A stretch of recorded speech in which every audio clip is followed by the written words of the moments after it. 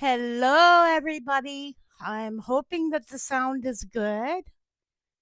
Please let me know if you hear me. Let me go and share this real quick. That's if Facebook is working today. If the sound isn't good, please let me know that too.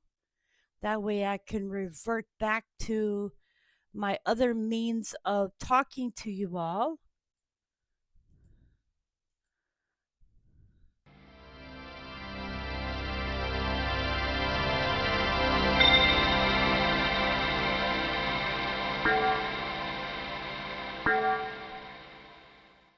I am using a headset that I just got.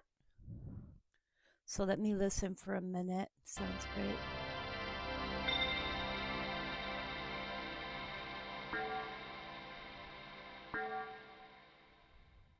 I am using a head.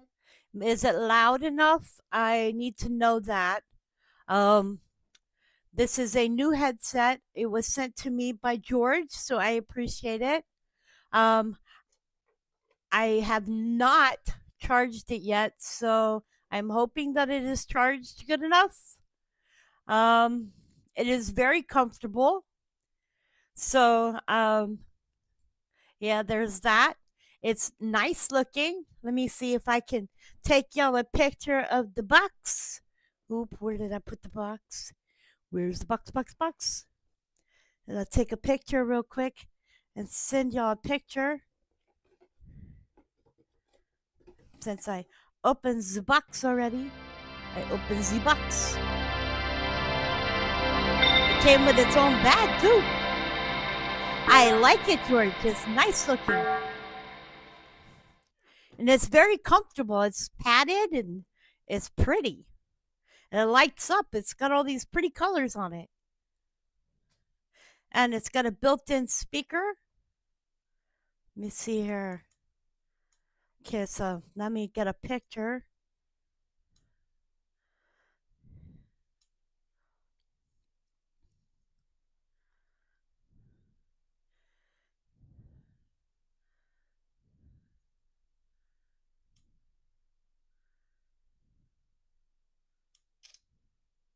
Okay, so I'm going to send myself a picture real quick.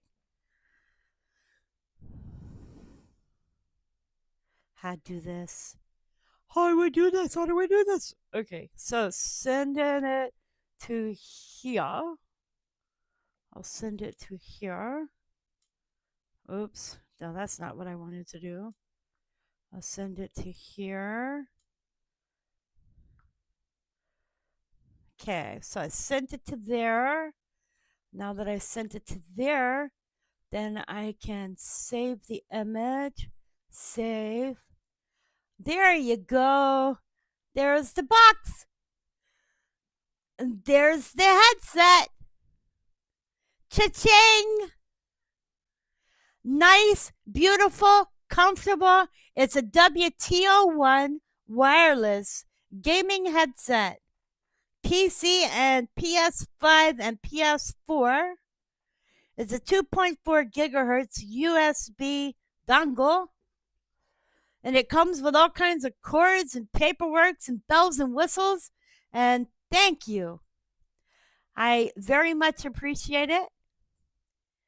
Only problem was when I got it, the box was smushed. And my first thought was, oh my God, I hope it's not destroyed because, it came through, what's the name of the company? He actually sent it from Amazon, and Amazon, I guess, gave it to UPS, so it ended up at the post office to the UPS. And if you know the post office doesn't really care too much about packages. So I guess they must have thrown it and dropped it, kicked it, and whatever else. But that's the post office. Yes, very pretty. And it does light up. And it fits and it's comfortable. And the only thing is, I still haven't taken the plastic off the top part so y'all can hear the plastic. Hello, Sarah. Welcome, welcome. I have an interesting article to read in a minute out of Alberta. I mean, out of Canada, because here we have Trump telling Canada that he's going to levy against Canada for stuff that we get from Canada and the United States. And Canada is telling the United States, oh, yeah, watch this. We're going to shut off your electric. Oh, boy. Looks like there could be some interesting times ahead. Oh, and guess what woke me up this morning? Something very, very, very, very loud went over my house. I mean, made me jump out of bed. I didn't know whether it was an F-16 or what it was. I mean, it was very loud. And I jumped out of bed, went to the window, looked out the window, and the only thing I saw was helicopters all over the place. Couldn't figure out what was going on. Um, but it was really, really loud. If I was thinking we were at war, that was thought in my head. But got quiet afterwards, so no biggie. Trump can have Canada if they want. So let me read this little article real quick, and then we'll talk about some earthquakes. So I was just looking at this article, and it states Ontario Premier threatens to cut off energy supply to the U.S. And it says Ottawa, the Premier of Canada's largest province, is threatening to cut energy exports to the United States in response to President-elect Donald Trump's threats of 25% tariffs.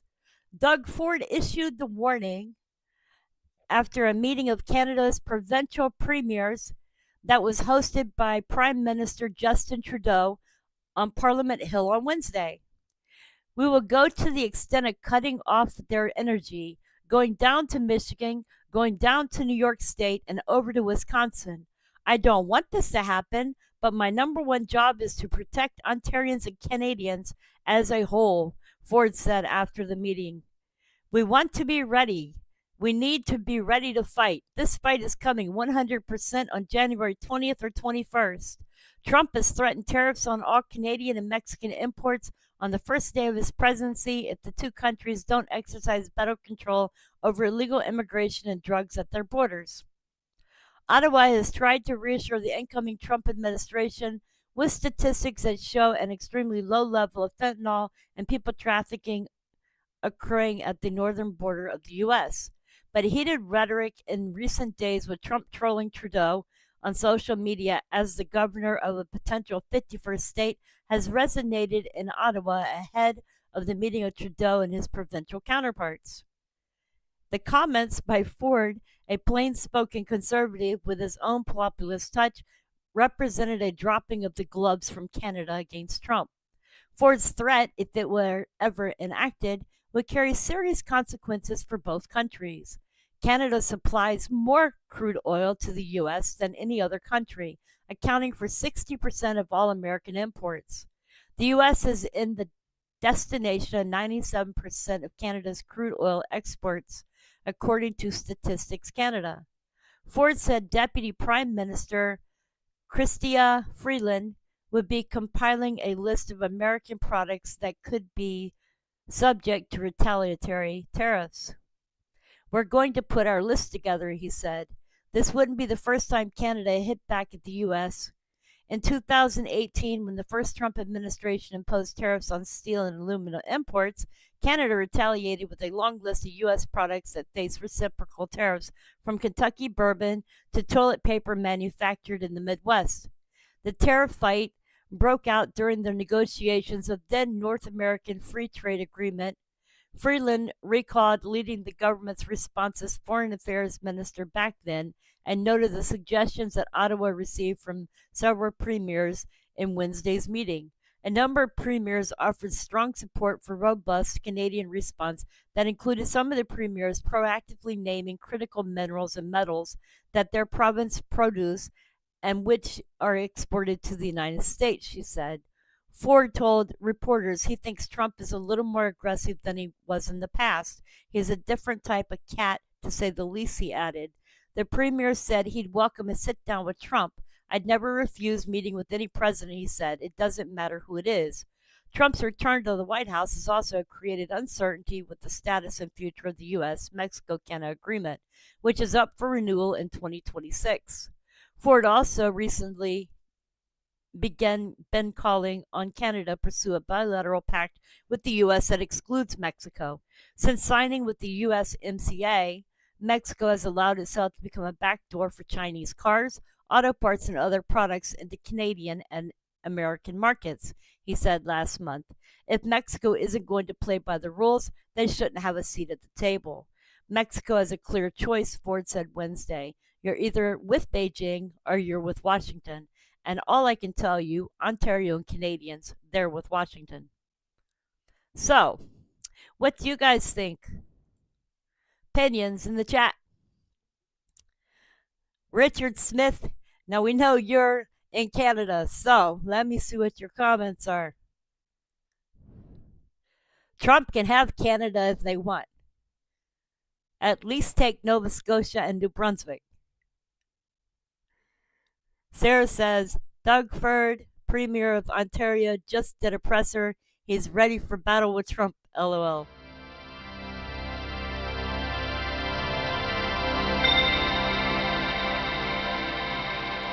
Richard Smith says, Doug Ford probably seeing something white, but isn't snow. Him and Hunter could be great friends. Sarah says, Canadian government is trying to do a buyback on pew-pews, but then they are going to send the pew-pews to Ukraine. You can't make this stuff up. You know, that reminds me, I was just watching a presser that was going on with the White House, and they were talking about they just made an international bank, and I guess something about $50 billion for Ukraine. I'm still asking, where's all the money for North Carolina for the victims of the Hurricane Helene? Where's all the building?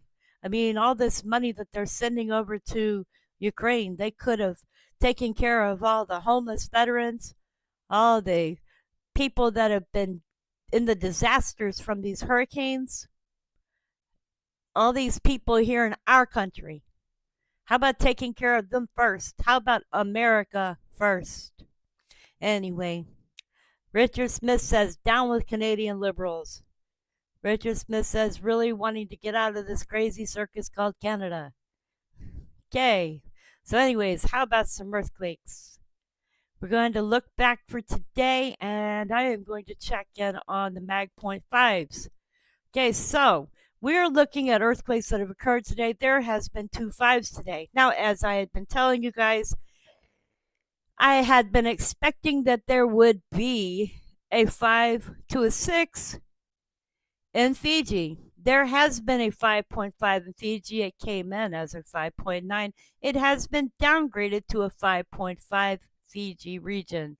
So, as this comes around, we will see where this one is located. So, as we look, we can see our 5.5 right here. So, 5.5 is in Fiji. So that one gets marked off the list. I am still watching over here in Chile and Argentina area.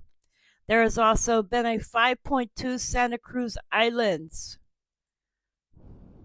Santa Cruz Islands is also right over here. This is the 5.2 right here. The 5.5 is right here. So we have the 5.2 right here. I expect we're probably going to see some more activity right here. We've had a 4.7, but we still have a blank spot right here. So we are still looking for at least another 4 within this area. Also, if y'all noticed, I turned back on the volcanoes so you can see which ones are active and which ones are not active. Orange is active. Blue is inactive right now. Alrighty then, so let's look at the 4s that have occurred today. And it has been a busy day. So today is the 12th, and there has been a lot of 4s. So today we'll start out. Costa Rica has had a 4.2 at a depth of 23 kilometers. Kosovo has had a 4.0 at a depth of 4 kilometers. Offshore Herrera, Mexico has had a 4.1 at 21 kilometers. Near east coast of Honshu, Japan has had a 4.0, 50 kilometers in depth. La Rioja, Argentina had a 4.3, 107 kilometers in depth. Of course, Fiji region had a 5.5, it was 10 kilometers in depth. South of Fiji Islands came in at a 4.9, 498 kilometers in depth. But hold your hats, you guys, there is one deeper. The next earthquake was D'Entrecasteaux Islands region, 4.7, 10 kilometers in depth. Next earthquake was a 4.8, southern Sumatra, Indonesia, 10 kilometers in depth. Then there was a 4.1, Dominican Republic, 105 kilometers in depth. And we've had a 4.1, Kepulauan Telad, Indonesia, 51 kilometers in depth. We've had a 4.4, Fiji region, 581 kilometers in depth. We've had a 4.0 off the coast of Oaxaca, Mexico. It was 16 kilometers in depth. There was a 4.4 offshore Atacama, Chile. It was 22 kilometers in depth. Then there was a 4.1 off east coast of Honshu, Japan. It was 10 kilometers in depth. Then there was a 4.0 near the coast of central Peru. It was 23 kilometers in depth. Then western Turkey had a 4.4. It was 15 kilometers in depth. Southern Peru had a 4.0, 113 kilometers in depth. Near the coast of central Peru had a 4.0, 22 kilometers in depth. Then we're looking at a 4.5 in Iraq, which is right here, I believe. And it was 10 kilometers in depth. There was a 4.1, Jujuy, Argentina, 235 kilometers in depth. There was a 4.6, Kodiak Island region, Alaska. It was 35 kilometers in depth. There was a 4.1 near the east coast of Honshu, Japan. It was 50 kilometers in depth. Then we had the 5.2 Santa Cruz Islands, 10 kilometers in depth. Then the Savu Sea, 4.0, 10 kilometers in depth. Northern Colombia had a 4.3, 189 kilometers in depth. South America be rocking the depths today. And near the east coast of northern Peru had a 4.1, 24 kilometers in depth. So we are watching South America as they are having the deeper earthquakes. And our last earthquake that has occurred on EMSC is a 2.2, 5 kilometers in depth, 23 minutes ago. And right now we are looking at a 1.9, 5 kilometers in depth. And I believe that earthquake has occurred probably in Alaska. Maybe.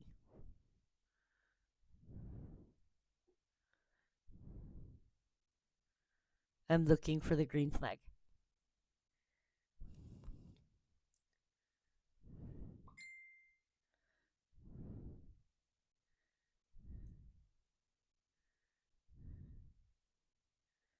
There it is. Nope. It's right there.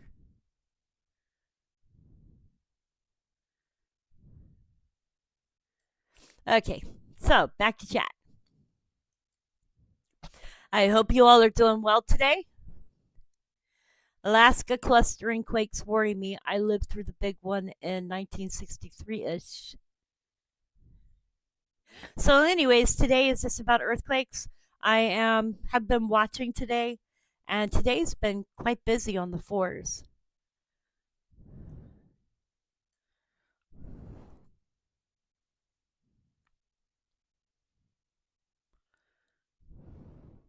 Let's see what Oregon Live has for us. See if there's been anything East Coast wise. So, looks as though we've had two over here in Tennessee. These were on the 10th. So, that one was Greenville. This one is today. This is Greenback, Tennessee. 2 kilometers northeast of Greenback, Tennessee. It was a 2.3. So, that was today. We don't appear to have anything up in these areas. But it's good that these are smaller earthquakes. Let's see here. We've also had a 1.6 Ridgely, Tennessee. So there's been 2 earthquakes today in Tennessee. And let's check Canada.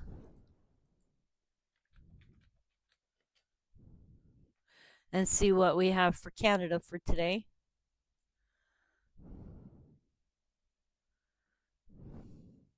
Canada has a 2.3 that occurred today. So, let's see here. That's a 3.0. That was yesterday. I think this is the newest one. Yeah, this is the newest one right there. 10 kilometers deep. So that one occurred off near the Queen Charlotte Sound.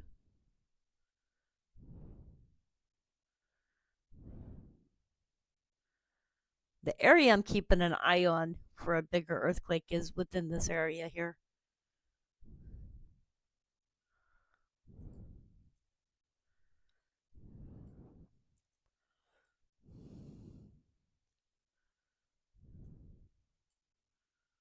When did this little one happen?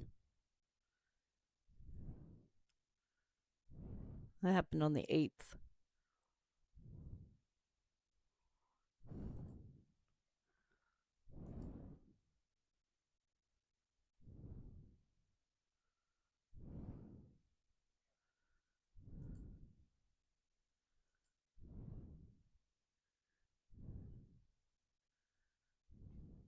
Okay, so let me see if I can share this live stream to Facebook because I was still having problems with Facebook.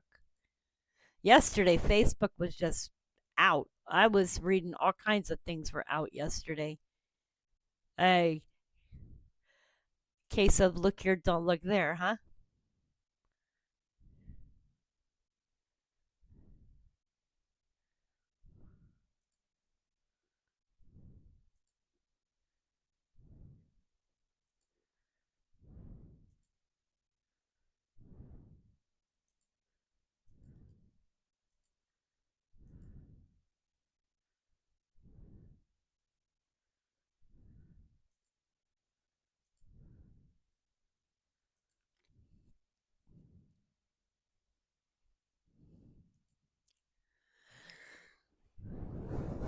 Everybody who's here, welcome and welcome to chat. Today I might not have a whole lot to talk about, but we have earthquakes today, so I am keeping an eye on what's going on in the world.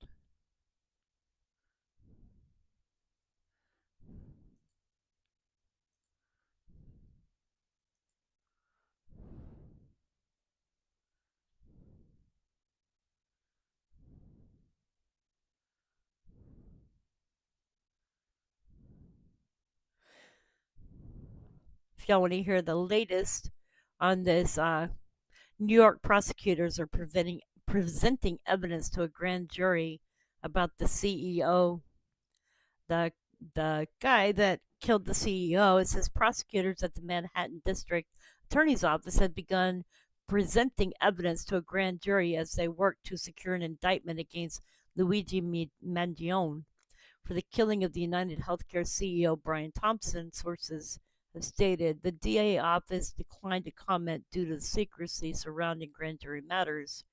An indictment could strengthen the case for extradition, which Mangione is fighting. The 26-year-old Ivy League graduate remains in custody at a Pennsylvania state prison after a judge denied bail on Tuesday. He has constitutional rights, and that's what he's doing in challenging the interstate transfer, defense attorney Tom Dickey told reporters on Tuesday. Mangione was apprehended in Altoona, Pennsylvania on Monday after nearly 1 week on the run following the December 4th slaying. 3 shell casings recovered outside Midtown Manhattan Hotel where Thompson was fatally shot matched the gun allegedly found on Mangione when he was arrested. Fingerprints recovered from a water bottle and a Kind bar near the crime scene have also been matched to Mangione.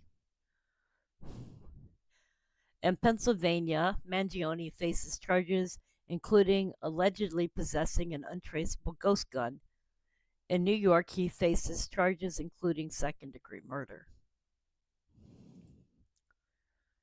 And seems that they are coming up with evidence.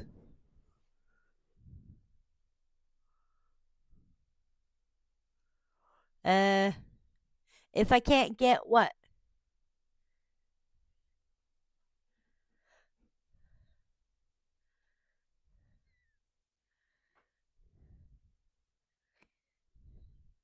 Oh, trolls don't bother me too much.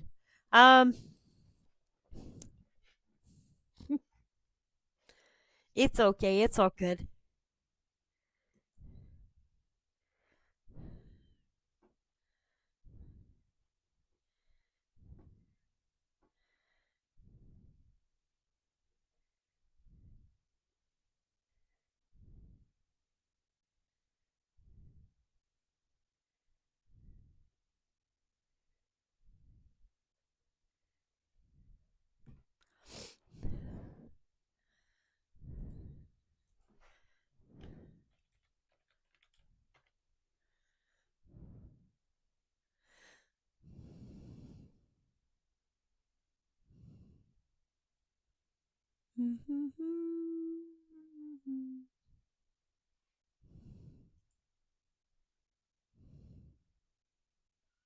You know, 2 days ago, a volcanic eruption forced a mass evacuation in the Philippines. However,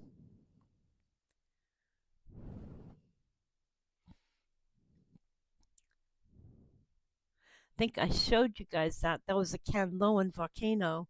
It shot ash 2.5 miles into the sky.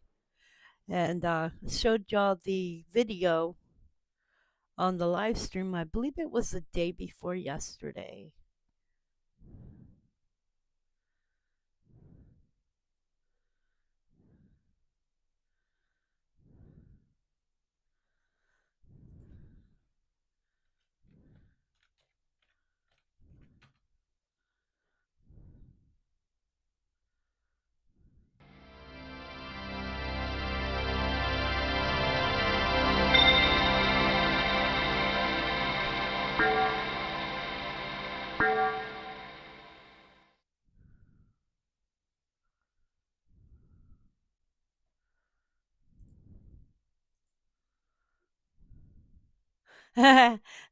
Richard says he needs to practice his troll hunting. Okay, nobody accidentally get put in timeout.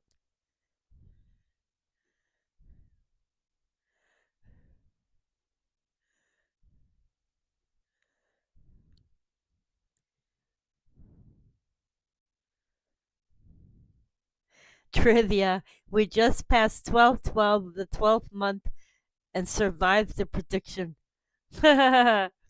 Interesting. I guess that depends on what part of the world you're in. Is it 12/12 afternoon or 12/12 at night? Or 12/12 in the morning?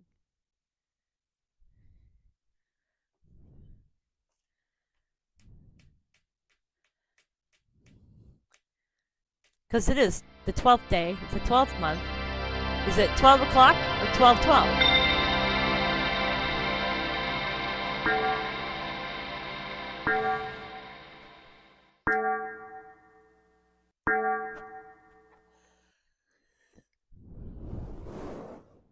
George, I have no idea. I didn't read about it either. I have no idea. Let me see. Prediction on 12/12.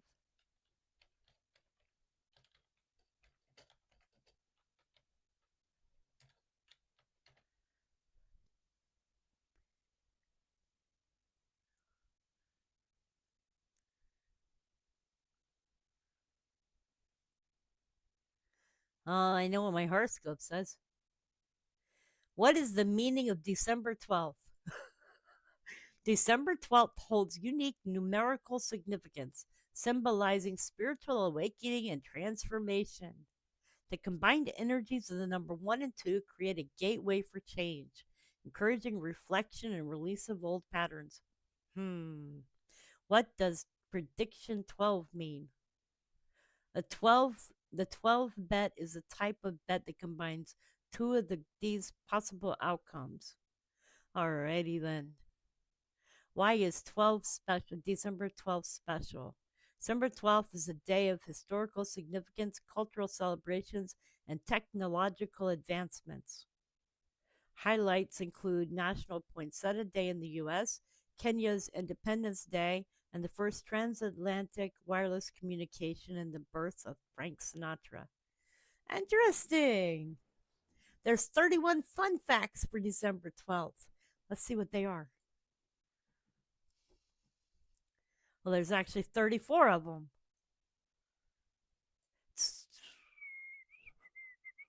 December 12th is also considered a national holiday from Mexico called Dia de la Virgen de Guadalupe. This day celebrates the appearance of the Virgin Mary to a pheasant named Juan Diego in 1531 and observed with religious and cultural events throughout the country.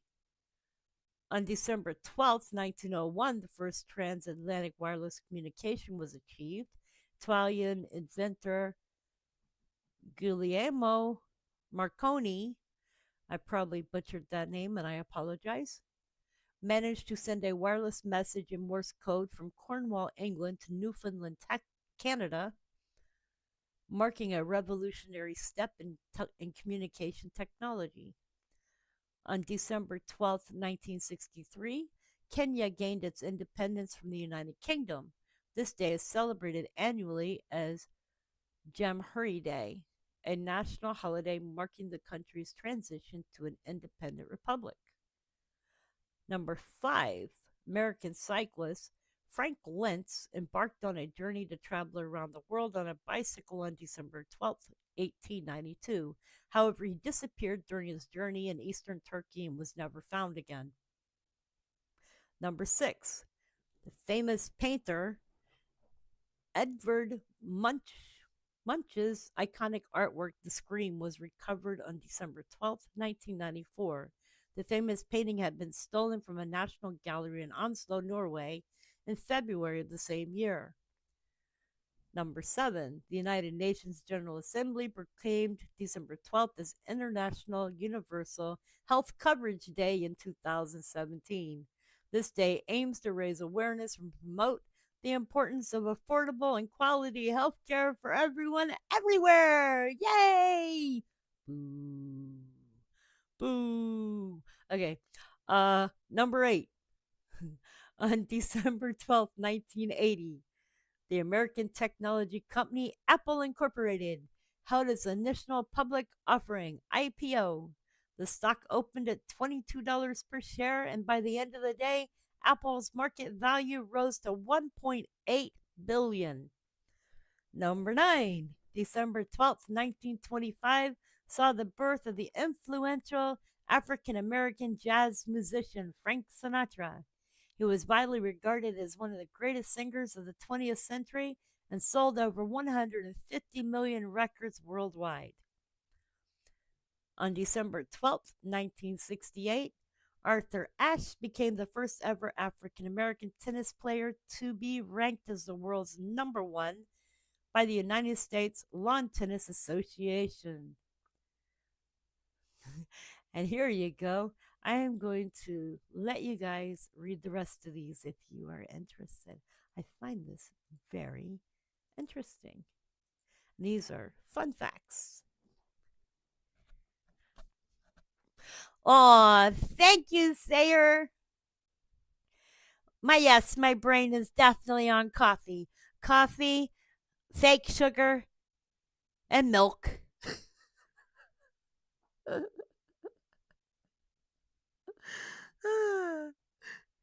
You're blowing tea bubbles out your nose. We are getting schooled, haha. Tea bubbles. Oh my goodness, I'd be sneezing. I gotta see. Wait. Today is National Cocoa Day in the United States. I don't even have any cocoa. Ah, December 12th, 1995. Who is calling me? I'm sorry. I can't answer you. Okay. December 12th, 1995, the city of Jerusalem was proclaimed the capital of Israel. This decision sparked controversy and conflict, as both Israelis and Palestinians considered Jerusalem as their capital. But I thought, never mind. Okay, so let's see if I can find any more interestings. Hey, I like ambrosia. It says December 12th is National Ambrosia Day in the United States. Ambrosia is a popular holiday dessert that typically consists of whipped cream, marshmallows, fruit, and coconuts. How about adding in, and I like to add in, um, you ever get those fruit cans? The mixed fruits. Oh, you put that in. Oh, that stuff is so good. Add every different fruit there is and just make it. Oh, it's just yummy. Okay, so let me see what else. Gingerbread House today. December 12th is National Gingerbread House Day in the United States. This day celebrates the creativity, fun, and joy of building and decorating gingerbread houses, a popular holiday tradition. How come I didn't know that?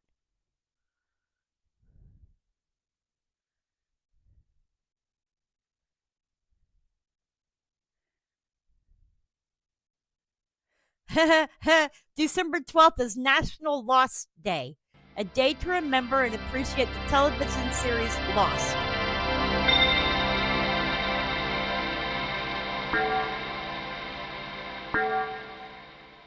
I don't remember that show, but okay.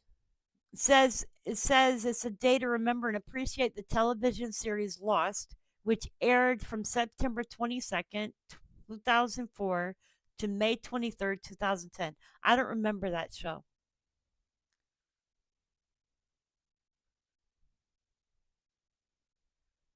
Okay, number 33 was actor and martial artist Bruce Lee was posthumously awarded the Golden Horse Award for Best Actor for his performance in Enter the Dragon on December 12th, 1973, just months after his death. And number 34, December 12th, 2008, marked the release of the legendary video game Doom, developed by ID Software. Doom became a cultural phenomenon and pioneered the first person shooter genre in gaming. Wow, interesting. So, is 1212 a lucky date?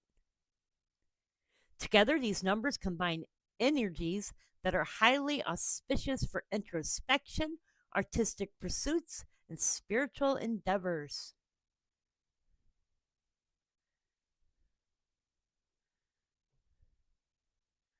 So, I guess there's lots to know about the numbers 1212. Yeah, but when I was younger, I played Ribbon. Ribbon was good.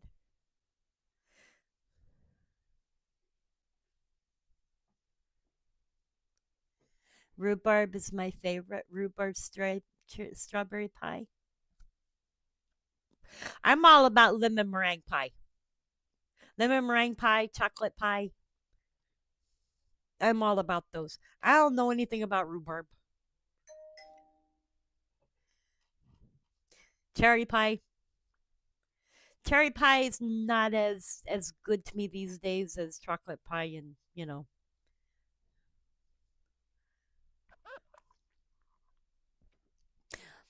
You know what I really like, George, about this headset? It came with one of those little microphone tips that goes on the end. Um, it looks like an actual microphone. Is cool.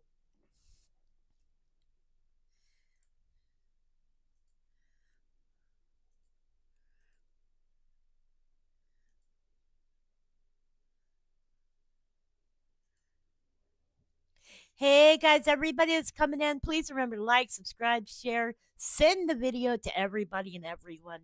That way you can share out the earthquakes to people that might not know that I show worldwide earthquakes.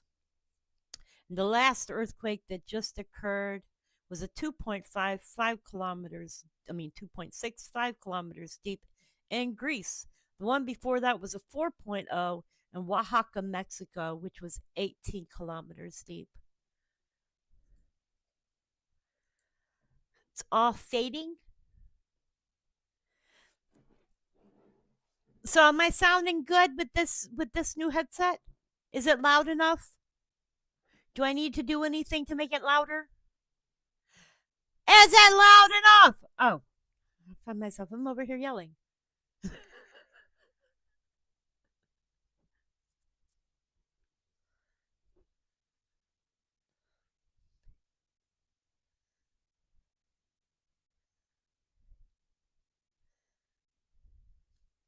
Just checking.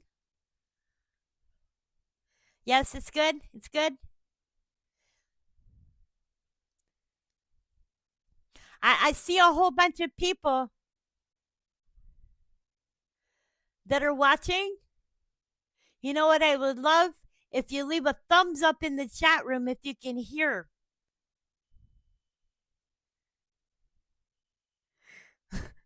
Mission accomplished. Yay!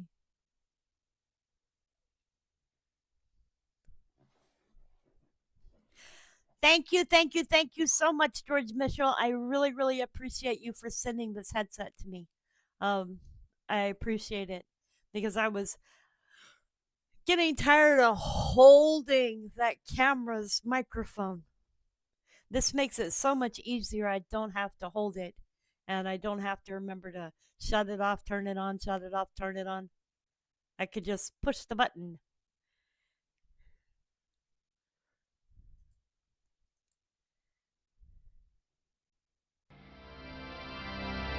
1.9.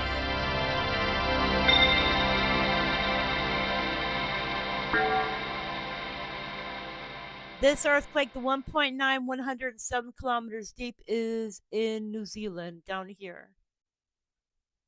So that one is coming through from GeoNet. I wonder. Let me look. I was just wondering about something. I want to see, did they leave that earthquake yesterday at a. Let me look.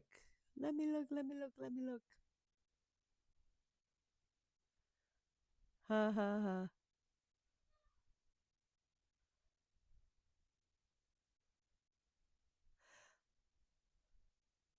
It looks as though.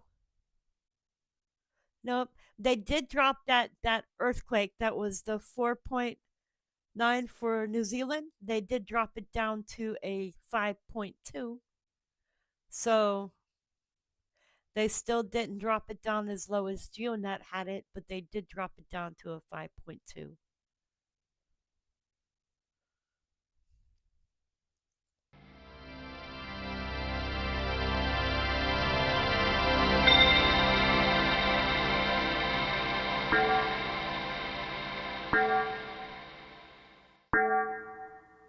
This 3.0, 7 kilometers deep is El Salvador.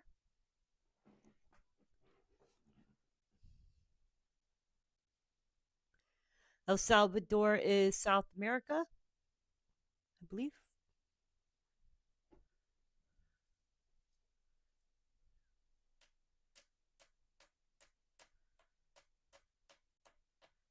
It's right over here.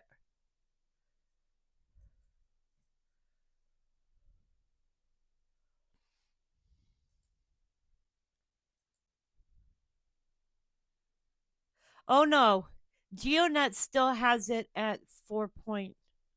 I believe it was 4.9, and EMSC had it at 5.9, and EMSC dropped from 5.9 to 5.2. But I believe GeoNet kept it the same. So yeah, see, you can see it right here. It's still 4.9 on GeoNet, but it's a 5.2 now EMSC. So it's still the same. Or 5.5, sorry. No, I'm sorry. I'm looking in the wrong place. It is still over here. But I rather go by GeoNet than go by EMSC when it comes down to earthquakes that occur in New Zealand area.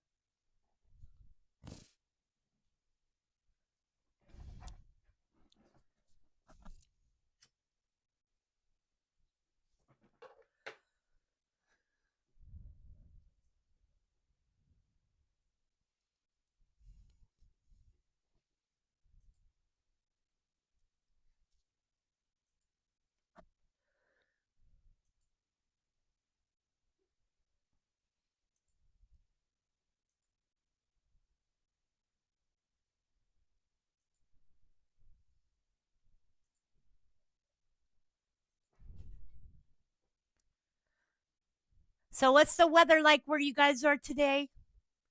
How is it, Richard? Snow? No snow.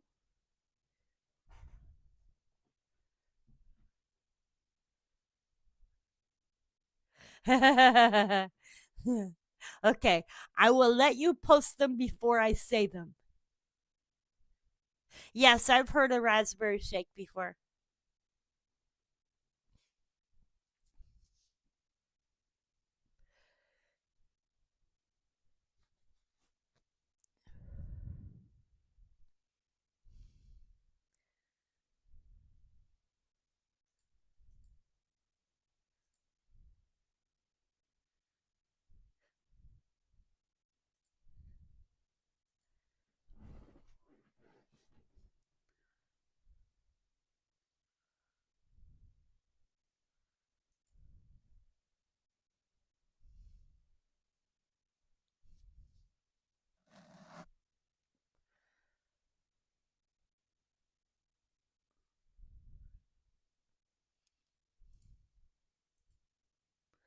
Ooh.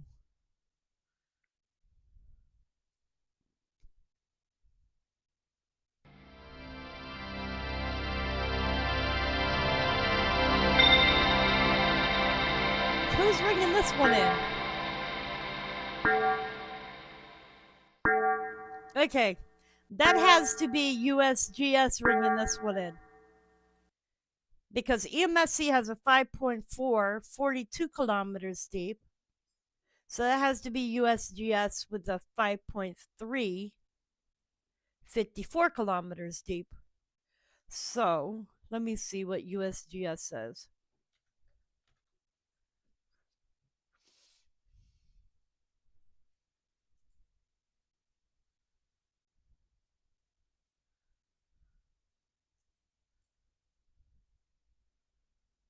Uh,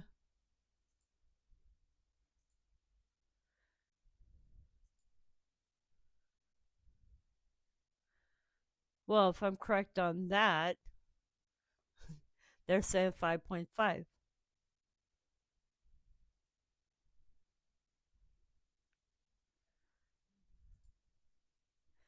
Okay, now I'm seeing 5.442. Same place though.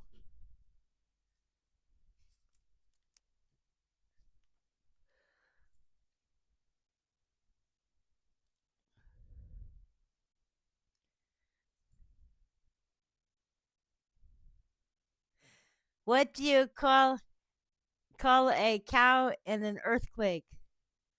Hmm. A milkshake?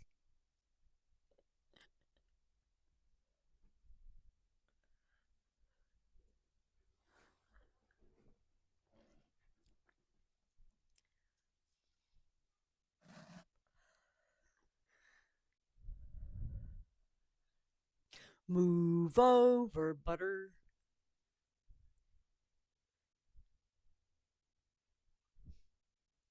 Yep, updated.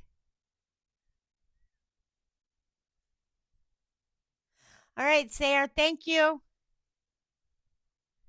Get the horsies hugs for me.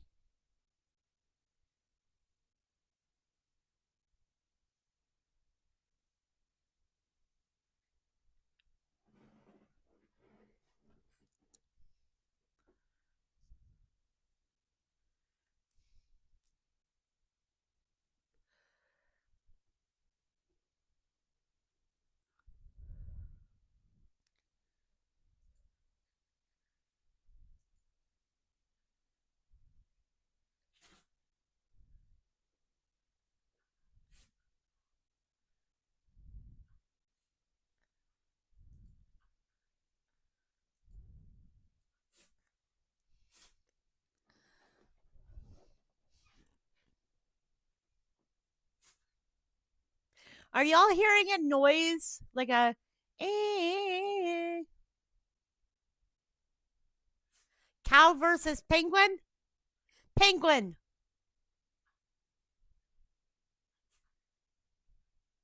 Well, I don't know. You said a cow, so I was thinking milk. And what does an earthquake do? It shakes. So it'd be a milkshake.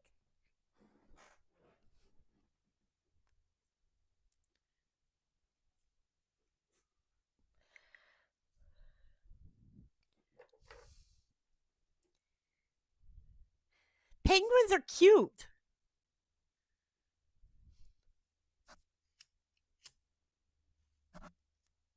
Unless it's a baby cow. Baby cows are cute. So are baby horses. Anything that's a baby is cute.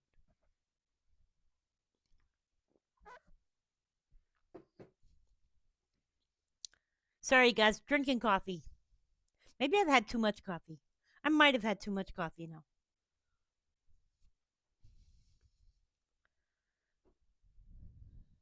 Strong penguins.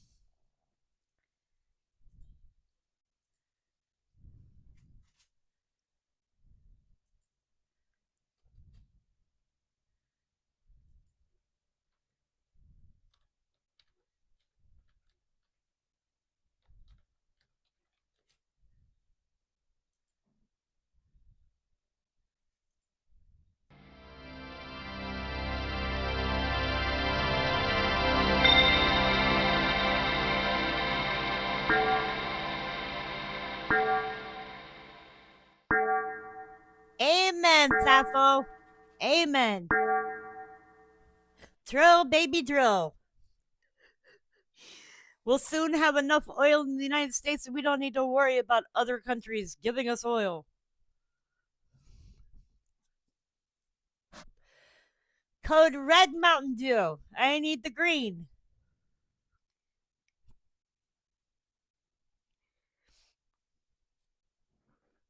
I'm having coffee. Get that coffee. Coffee strong.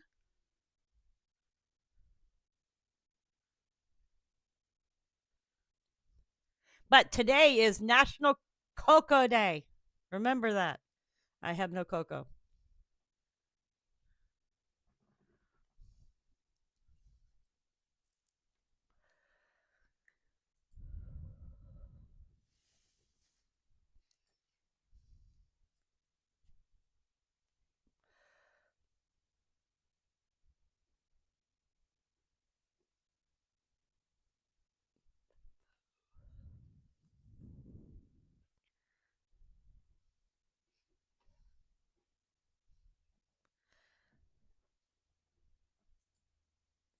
So, what are y'all honest opinions about these drones in New Jersey?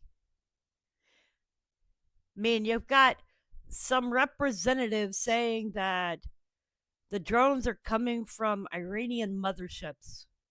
Then you've got other representatives saying that that's not true, that they're not coming from Iranian motherships. Now, the Pentagon today, or whatever it was, the speech that I heard that was given from the White House was that there's no such thing and everybody's safe. And oh, by the way, all of those flying drones are perfectly legal aircraft. Now I don't know what to think because everybody's worried about this, and even the government was worried about it. Now all of a sudden they're legal? Okay, seems like there's something being covered up to me. Ooh, Fiji, 551 kilometers deep.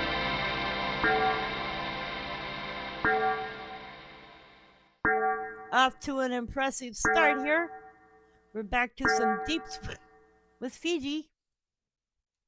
That'll start another spread out around the plate.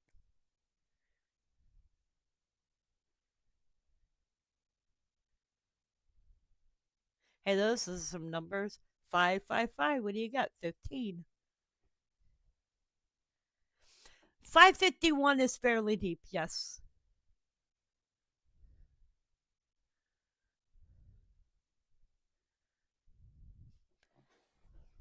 The deepest I've seen is 750, and usually that gets deleted.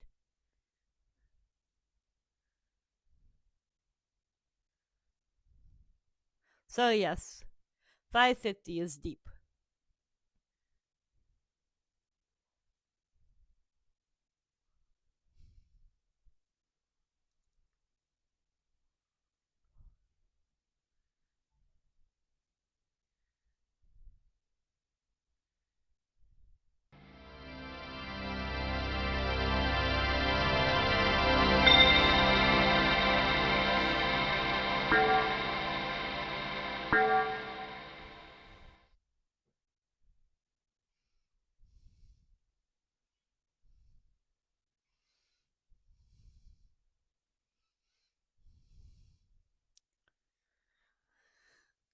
Well, me, honestly, I can't wait until our new president gets into office. Let's just pray that he gets there.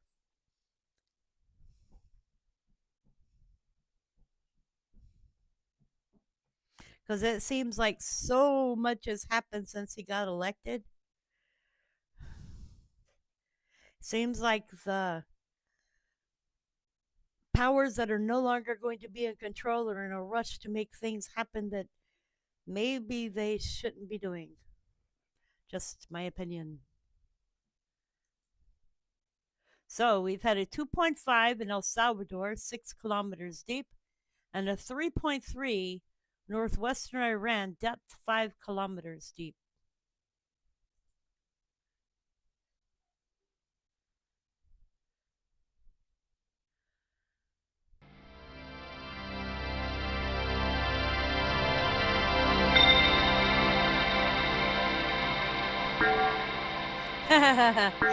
Your fingers are getting a workout today, huh?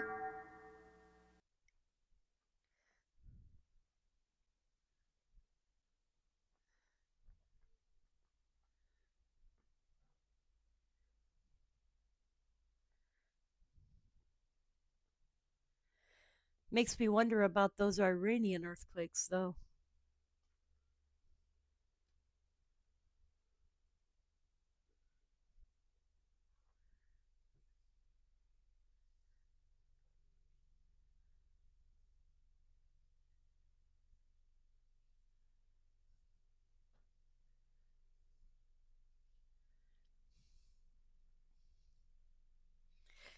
Yes, I am a Trump supporter.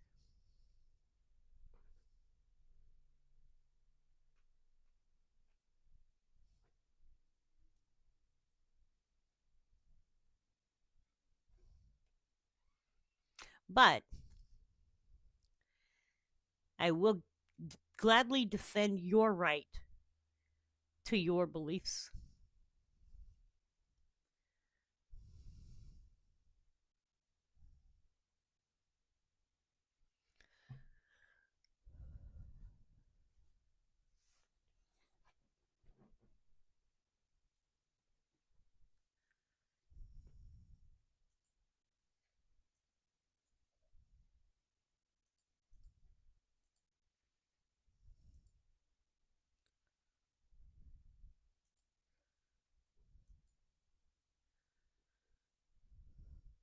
So I'm watching this area over here.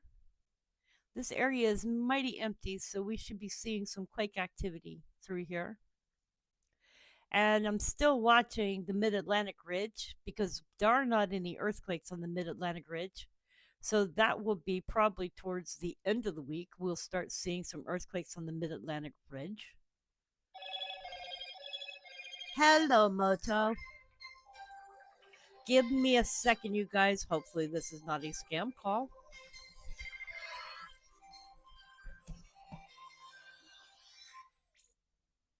Hello? Yes.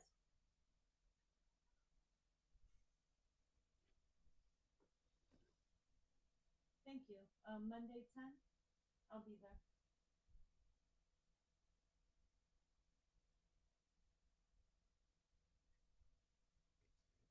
So I can have water, black coffee, and my medicines, but no food, right? All right. Thank you. I appreciate your calling me. Bye. Sorry, you guys. That was just a reminder of me having a procedure done on Monday. I'm allowed to have water, black coffee, just no food.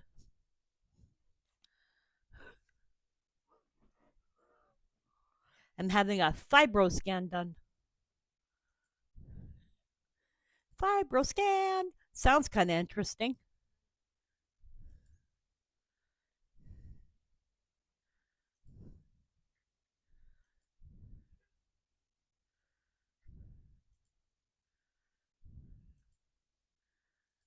There's a meteor shower tonight. Let me look it up. Meteor shower. Meteor shower. Whoa! Hey! You guys, if you have Google, go write in meteor shower. And you'll get meteors that go across your screen. Watch this. This is cool. Okay, I'm going to do this for you guys.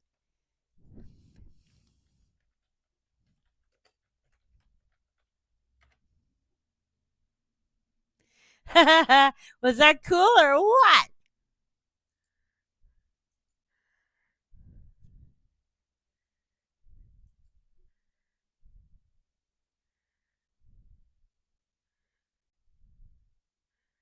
I've never seen Google do that before. So, anyway, it's the Geminids meteor shower, peaks this week, and what you can expect. If you're stargazing this week, you have a chance to see brilliant streaks across the sky as the Geminid meteor shower peaks. The Geminids, which are bright and have a yellow hue, are considered one of the best and most reliable annual meteor showers, when at least 120 meteors are usually seen per hour during its peak, NASA says. The Geminid meteor shower peaks in the middle of December, with the most activity this year expected late Friday and into early Saturday, according to NASA. So Friday is tomorrow, right? Yeah, today's Thursday. So it'll be Friday and into early Saturday. Unlike other meteors which originate from comets, the Geminids are thought to come from an asteroid 3,200 or 3,200 Phaeton, which is nearly 3 miles across and orbits the sun every 1.4 years. It was discovered October 11th, 1983, and its name is Phaeton, the child of sun god Helios in Greek mythology, who drove his father's chariot close to the sun. In the night sky, the meteors appear to emanate from the constellation Gemini, where the Geminis get their name. While the Geminis are one of the most anticipated astronomical events, this year astronomers are warning not to get your hopes up too high for a cosmic show of shooting stars. And it says the Geminids are competing with a full moon.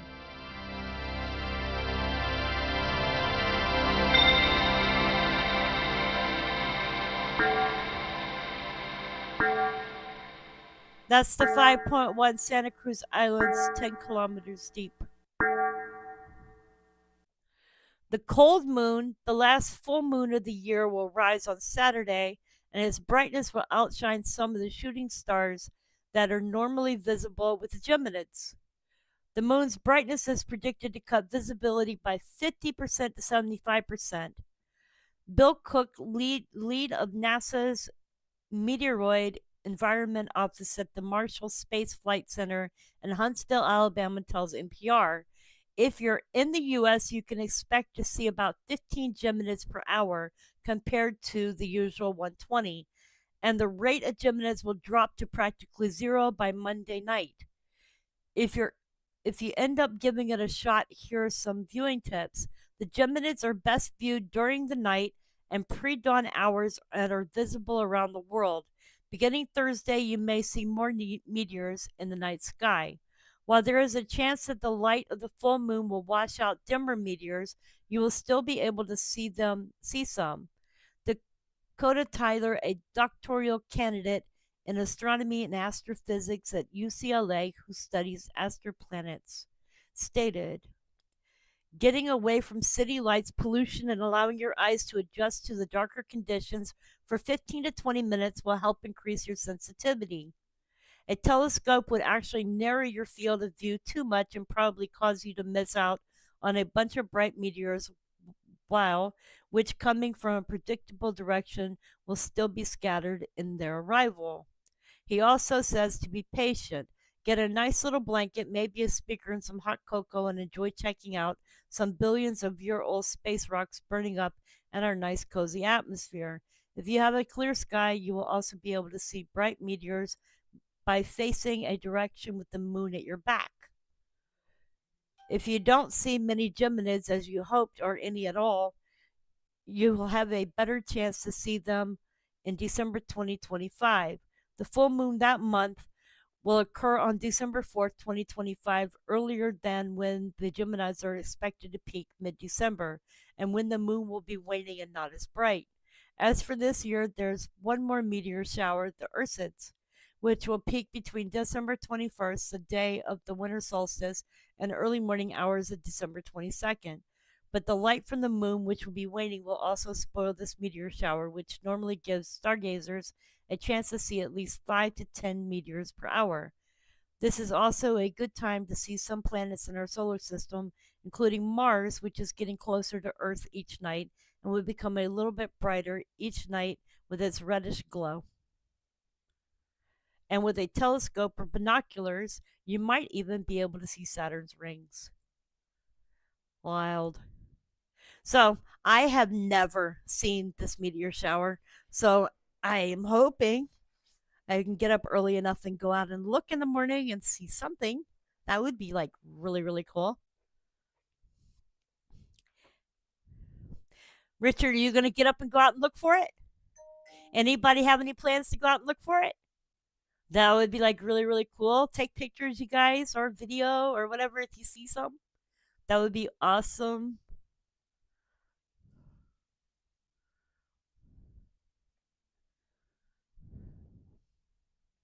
I just don't know if I will get enough because in my area we have this lightness too bright. In our area, it's probably too bright to be able to see anything. I'm cityish area, so it's probably too bright where I am.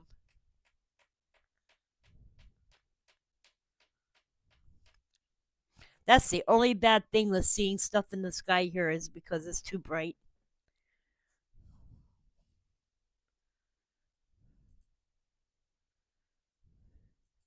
Hey, everybody, if you're new, please remember to hit that like button, subscribe button, share button, any button, hit a button.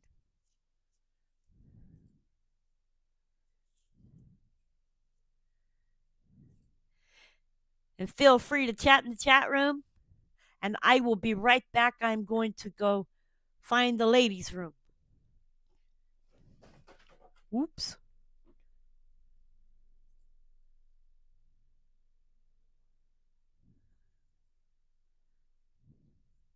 Hmm.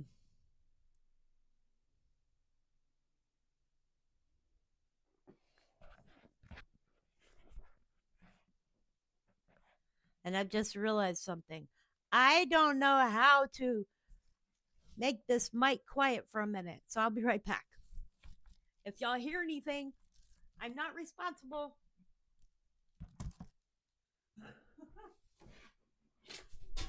Whoops. Oh, now I'm knocking things down.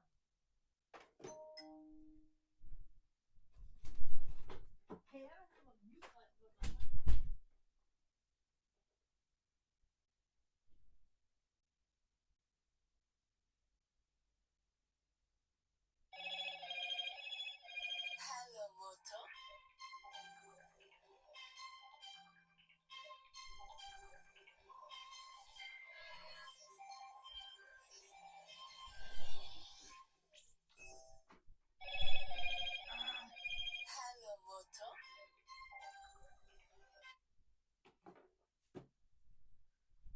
Oh boy.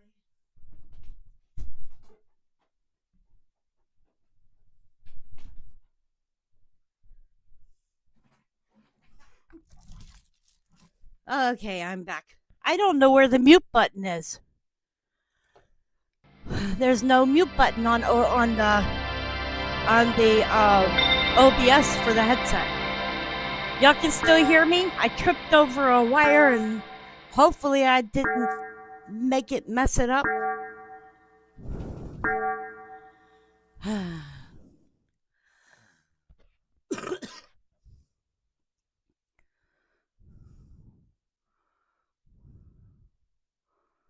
Hello? Y'all hear me? Hello? Hello? It's me. I'm on the internet wondering if I'm still free.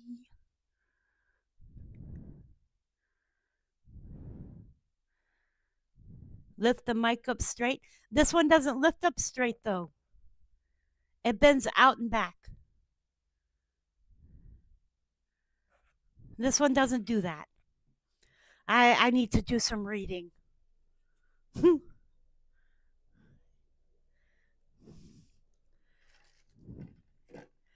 Okay, let me look at my directions.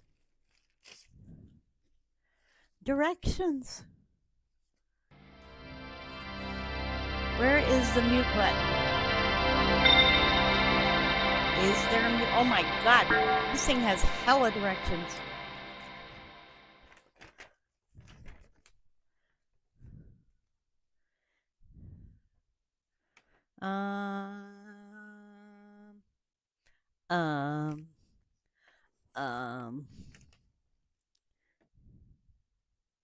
Switch key, sound effects, effects light, microphone mute. Hey, wait, number 3 is microphone mute. Oh, let me hit the wrong button. Okay, so I found a mute button.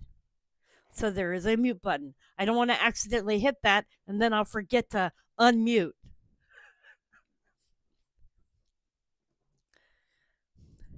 So we'll just do mic drops.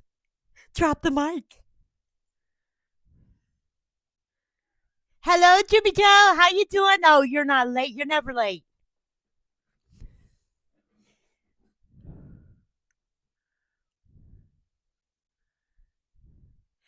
I should find a strange island of the day.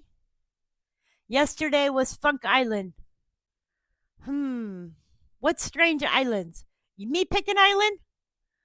Let me see here. What little island can I pick? There are all these islands. Let me pull up. Oh, let me pull up. We'll find a strange island to pick for today.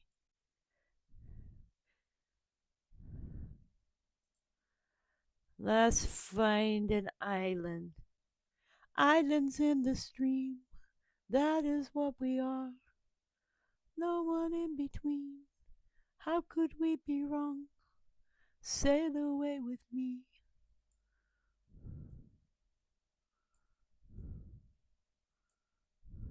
Well, I've already done all these islands.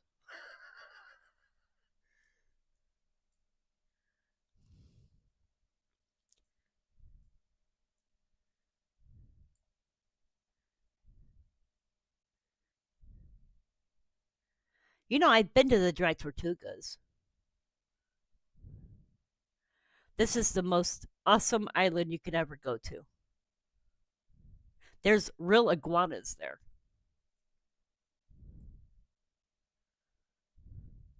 But I went there when I was a little kid. Like, real little kid.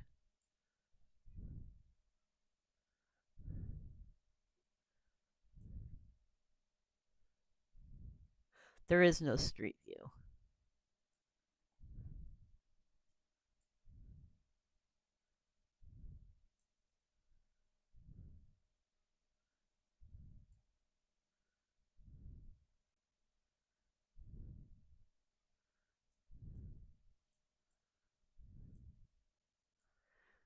It's a very old fortress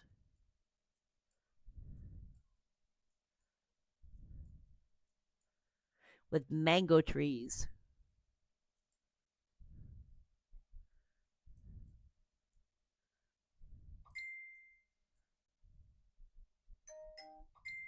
I got stuck.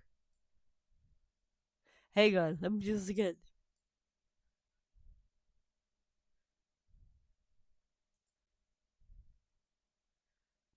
What was that?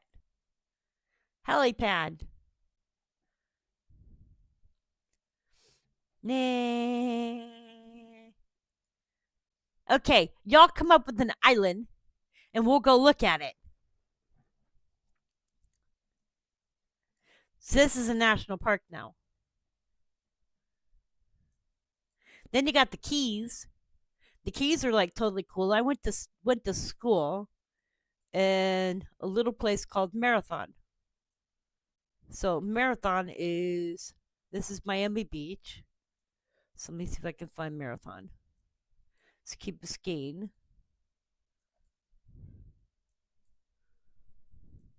It's Isla Morada. Let me go to Marathon.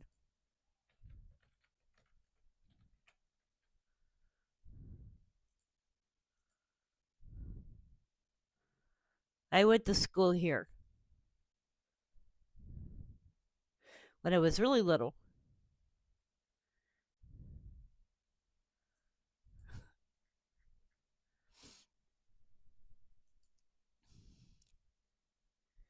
Islands in the stream, that is what we are. Look at all them boats.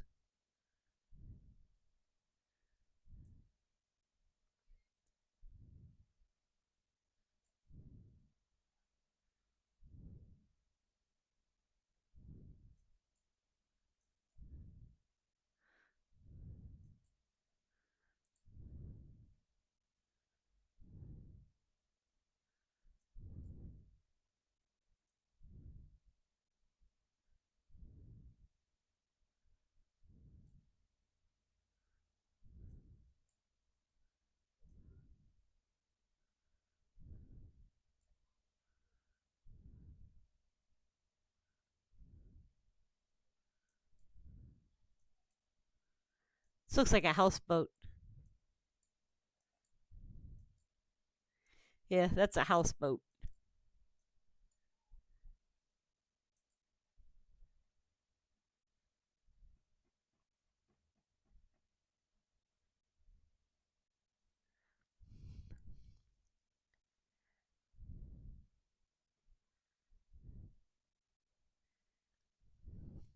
Mini, like a mini house, but it's only on water.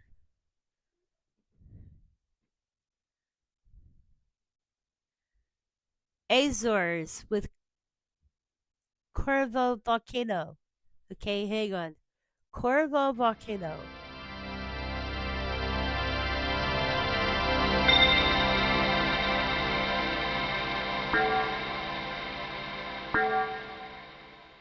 Corvo volcano? Okay.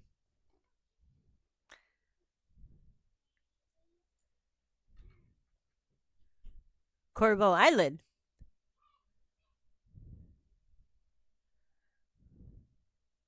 Okay, so maybe it's next to Corvo volcano is there. So this is the let's look up Corvo Island.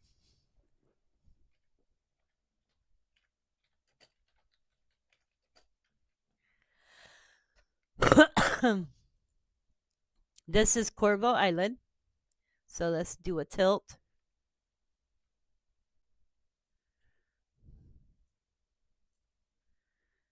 And this is the caldera. Corvo Island, meaning the island of the crow, is the smallest and northernmost island of the Azores archipelago and the northernmost of the Micronesia. It has a population of 435 inhabitants, making it the smallest single municipality in the Azores and in Portugal. The island lies on the North American plate. Excuse me. The documented history of the Azores originates with the non official exploration during the period of the late 13th century, resulting in maps such as the Genovese Atlas Medici from 1351, which mentions obscure islands and an undefined Atlantic archipelago. The Medici Atlas refers to the insula Corvi Marini,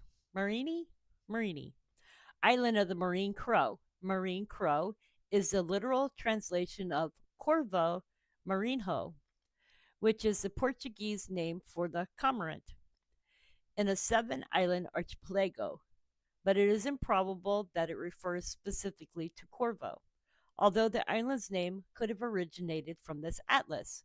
It is likely that the name referred to the 2 islands of Corvo and Flores, which also appeared on the later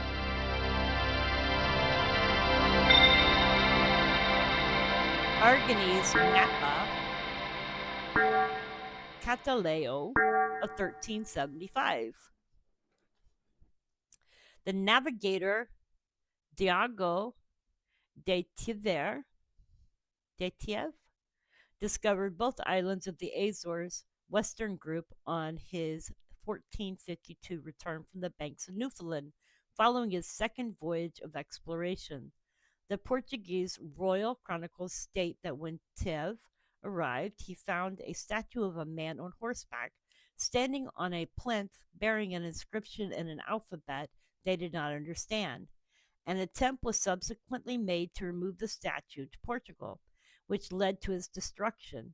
This account, alongside a hoard of coins, which contemporary documents state were unearthed on the island in 1749, has led to speculation that the island was discovered by Carthaginians circa 200 BC. Subsequently, the Portuguese court, when returning to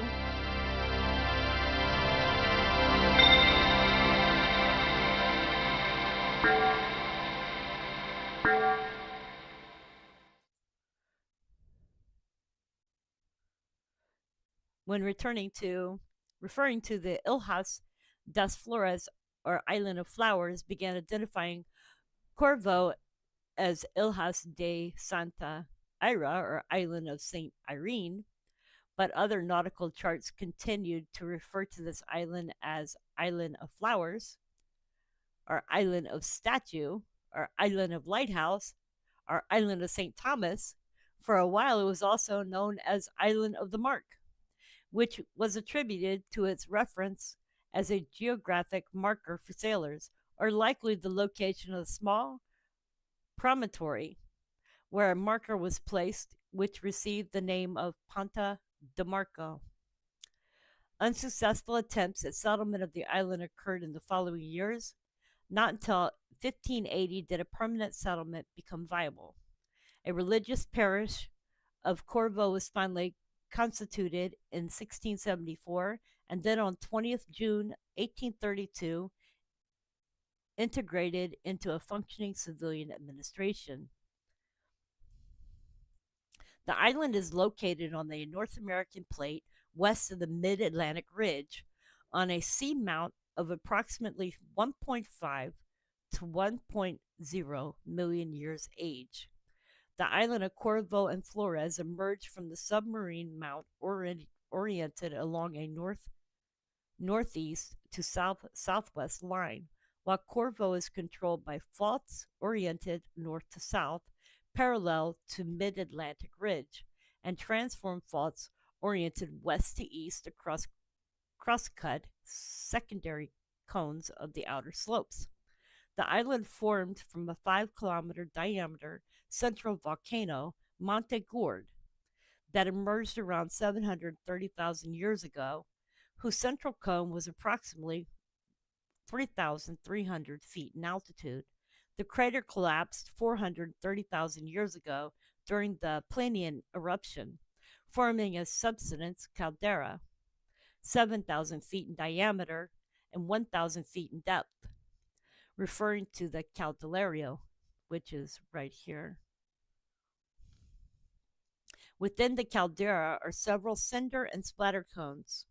They're 65 to 100 feet in height, giving rise to small lakes, peat bogs, and 2 long and 5 round as islets. So you can see that there are some little peat bogs here.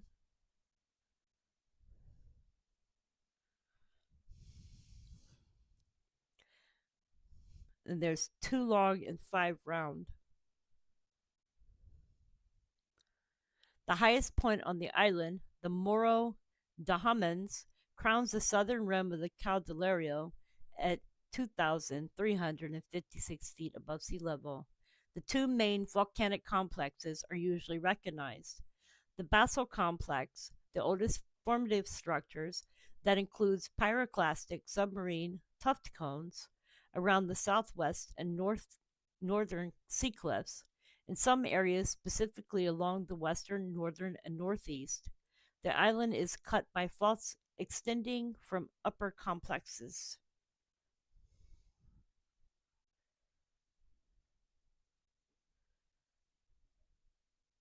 The upper complex, divided into 2 volcanic units of pre and post caldera episodes.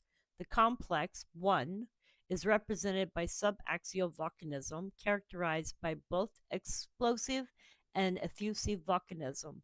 This phase is characterized by successive or basaltic lavas in the base, and developing into mixture of basaltic and Hawaiian lavas in later phase.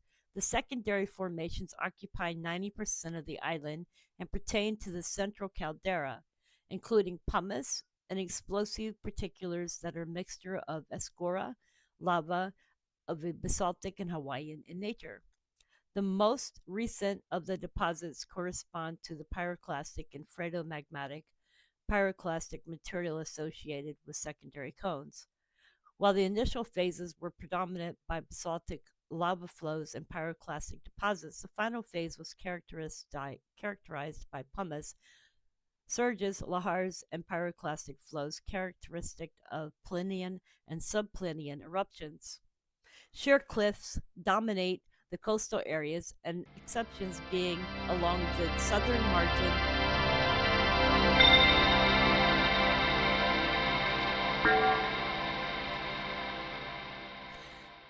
the exception being along the southern margin, which is composed of ancient lava flows. The western cliffs, with almost vertical slopes, rise 2,300 feet above sea level. One of the major coastal elevations in the Atlantic remnants of the ancient volcano are particularly preserved in the southern and eastern flank of the island, between 1,600 and 2,300 feet above sea level. In addition to marine erosion, the island is constantly eroded by strong northeast and western winds.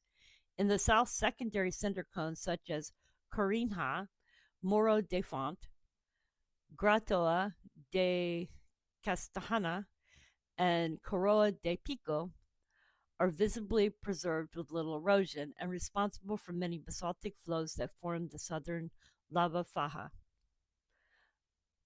30 to 200 feet above sea level. The last eruption took place 80 to 100,000 years ago in the vicinity of Villanova de Corvo.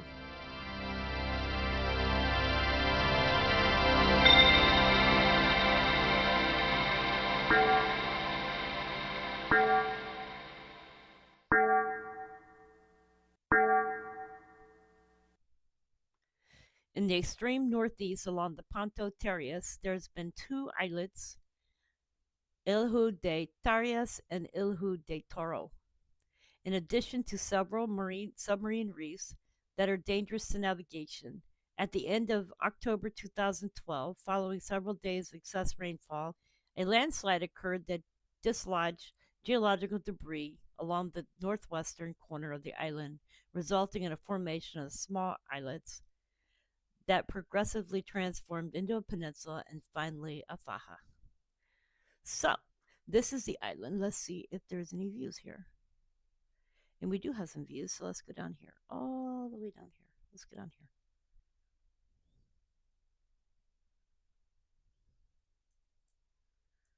So we can see we have some marshes down here, or lakes. That is beautiful.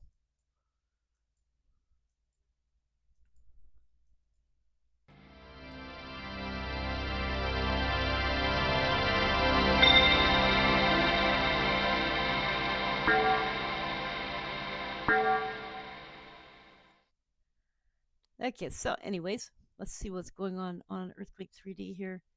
We had a 2.0. So we've had a 2.5 offshore Northern California, 3.0 Catamarca, Argentina, and a 2.5 island of Hawaii.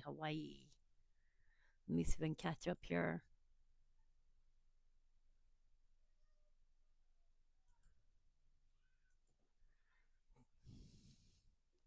So I hope y'all enjoyed that. That is Richard's Island time.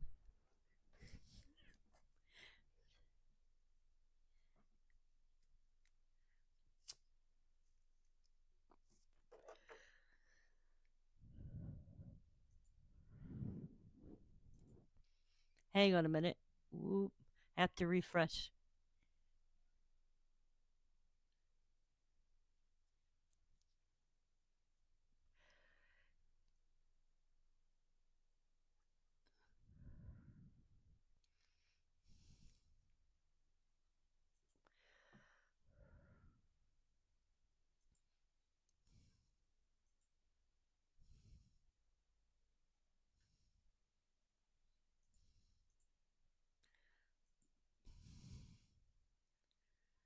The name of that island was Corvo Island.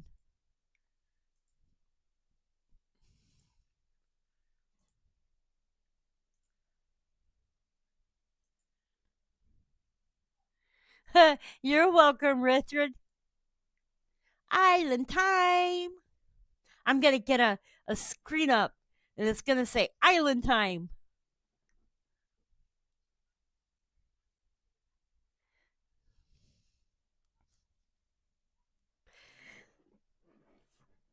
I think it's important to always be learning something new.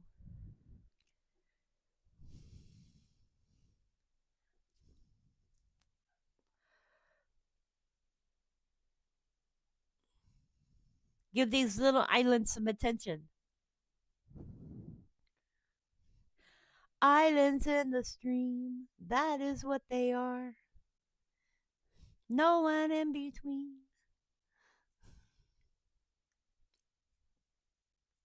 You guys, 13 days till Christmas. Woot woot. I still haven't gone shopping. I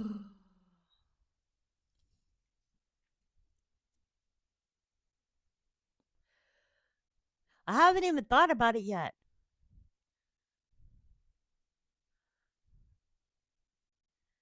Thank you, Juby. I appreciate it. What house? Our house. In the middle of the street. Our house. Christmas. Yes, Christmas. I have not thought about it yet.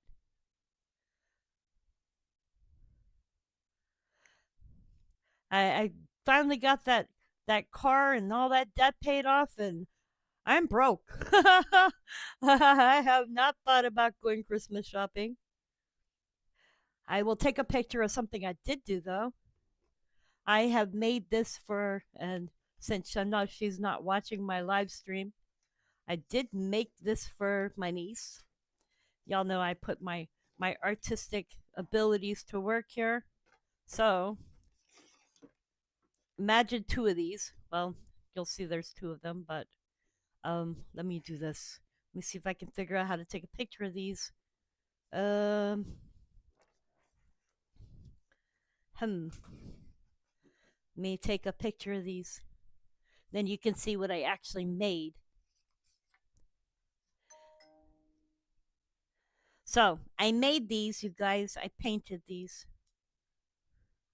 I'm taking a picture and then I will show you.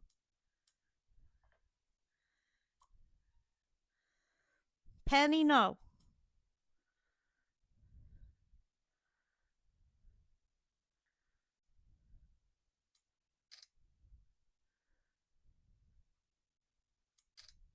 So I painted these, and these are going to be for my niece. Let me send this over to my Facebook.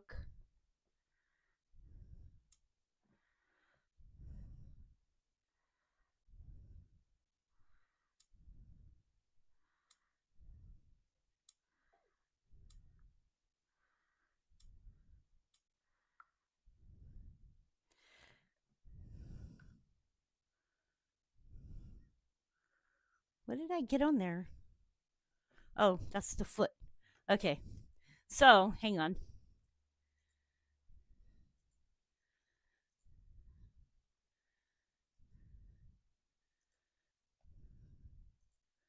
All right, so I painted this. I painted two of them.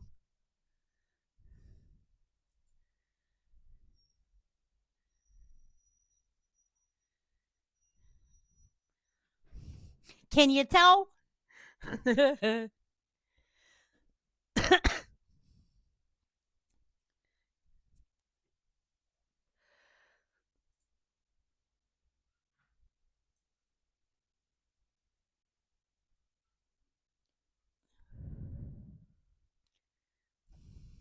I found these cute little foxes at Dollar Tree for $1. I believe they were $1.25, and I painted them.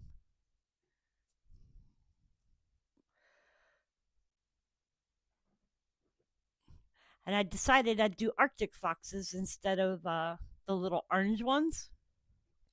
So I did those. Something for her to decorate her room with. No, it's what does the fox say? Now, where the fox at? What does the fox say? I think it says ooh ah ooh ah ooh ah. What does a fox say?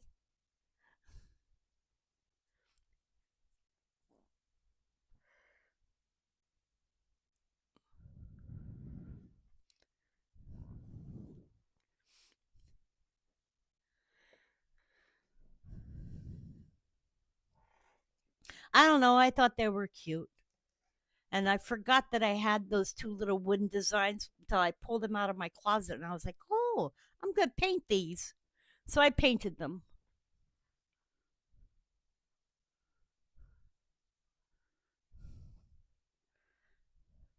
Always have something like, okay, you know how you have your emergency go bags.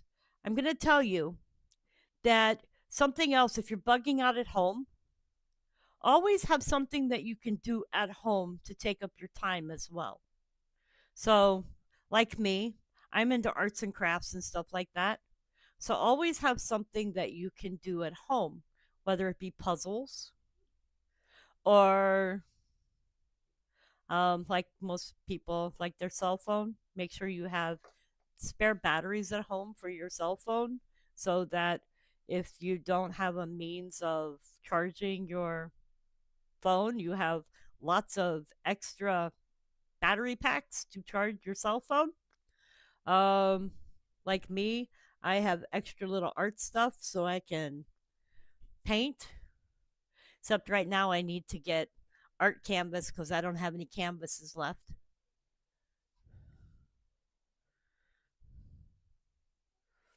And I had forgotten that I had those, so I thought those are cute.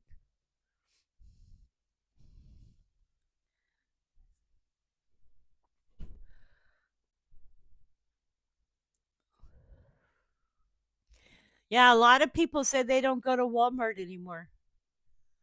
Like, one of my family members says she will never go to Walmart again. I know a lot of people that say they won't go to Walmart at all.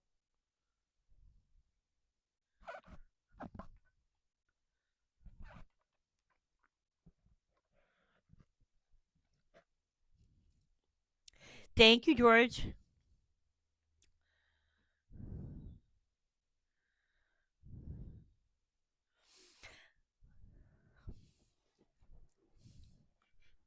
You order everything to be delivered. Only problem with ordering things to be delivered that I've ever noticed is even though you order it to be delivered, it never arrives when you want it to be delivered. Or you don't get what you wanted because you can't always get what you want. You can try sometimes. You just might find you get what you need.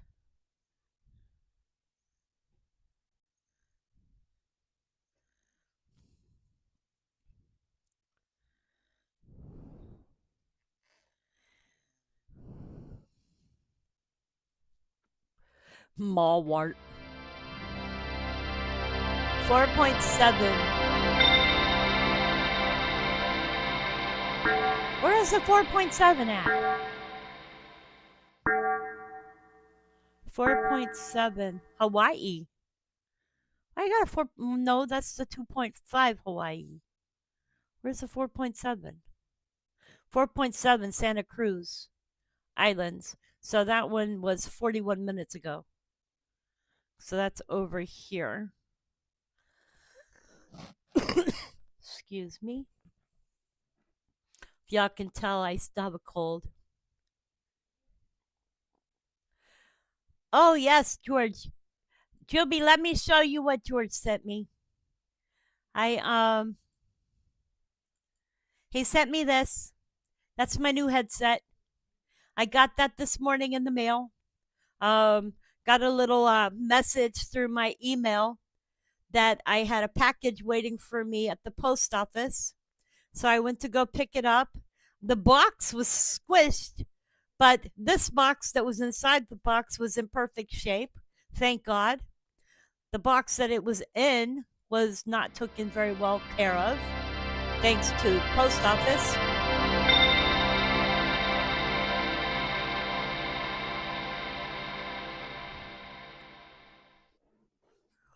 And it lights up and it's pretty. And oh, did you see this? It has a piece that fits onto the microphone. Um, oh boy, I don't know if you can see it. This piece right here is a big puffy piece that fits onto the microphone. So I believe it's noise canceling.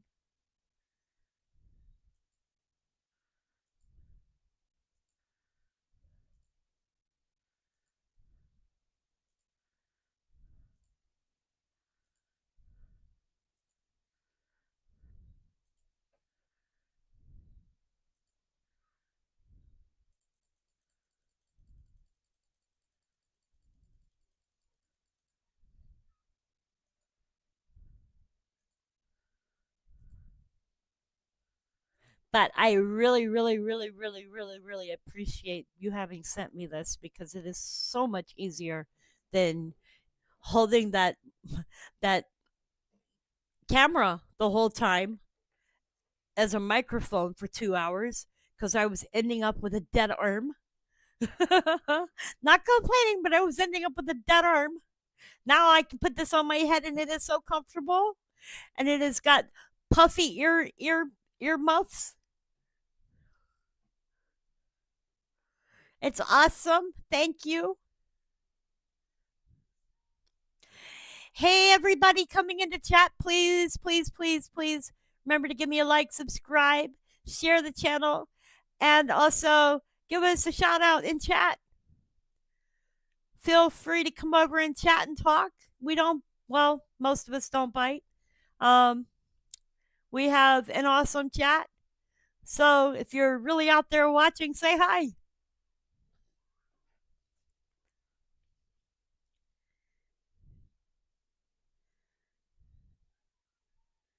I put my phone on a tripod. Cool.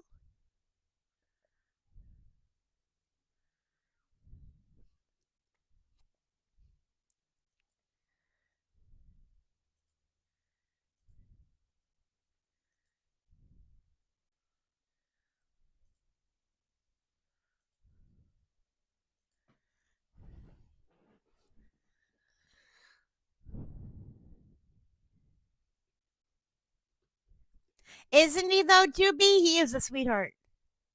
In between all that grump is a sweet person.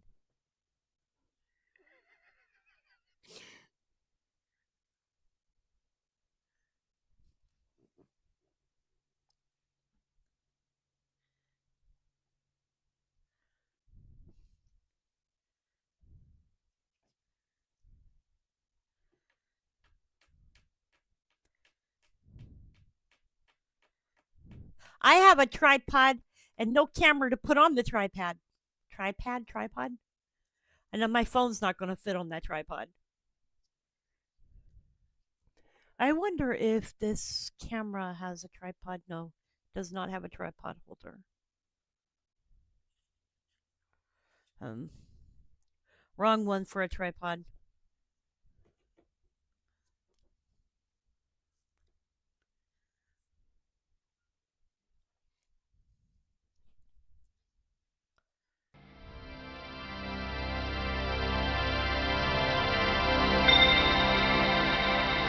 You guys, I have the best moderators and admins, and I want to thank them for all the hard work that they do on my channel.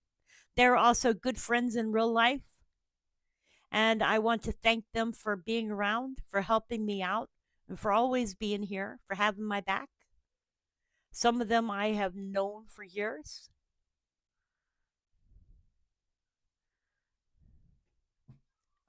Some of them I have just started knowing.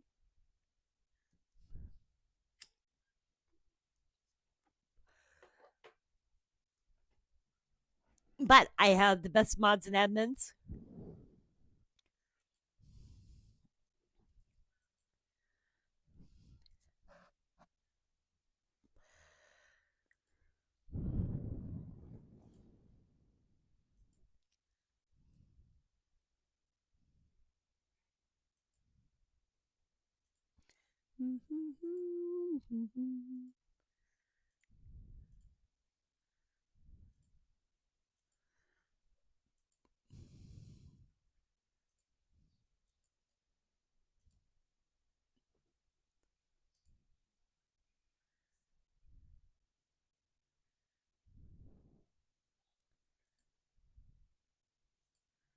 Our last earthquake was a 1.7, 25 kilometers deep, and I am looking for it.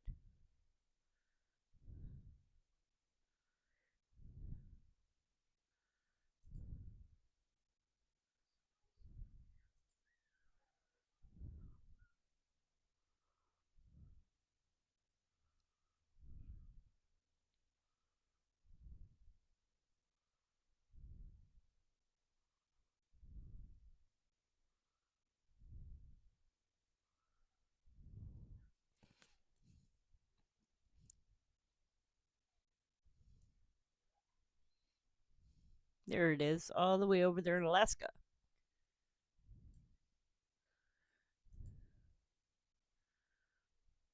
Oh, thank you, Juby. I appreciate it.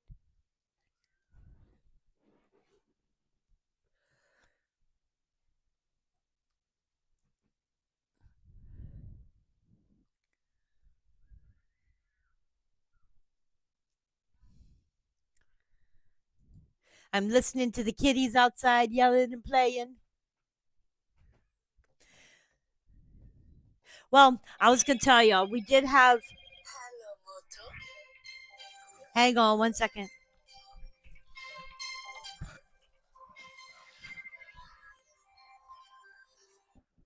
Hello? Yes?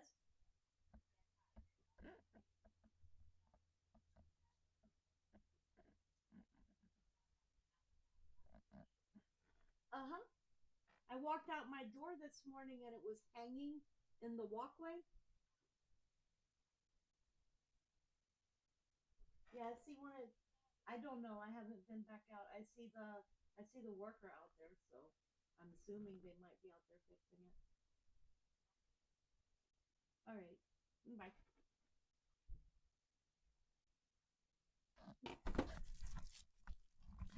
So, what I was going to tell y'all, and I just got a call about it.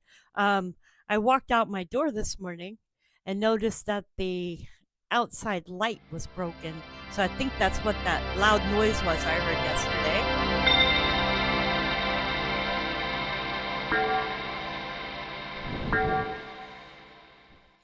I think the wind busted a light. So, give me a minute. I will be right back. I don't know if this thing will work all the way out to there.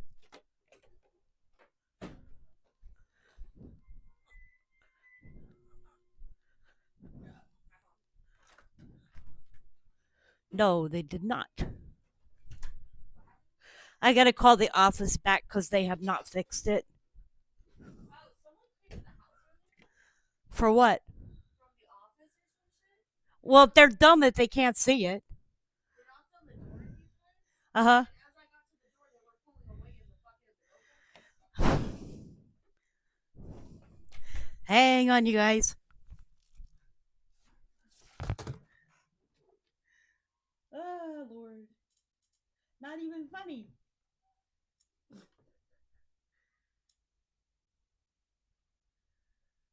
Hey,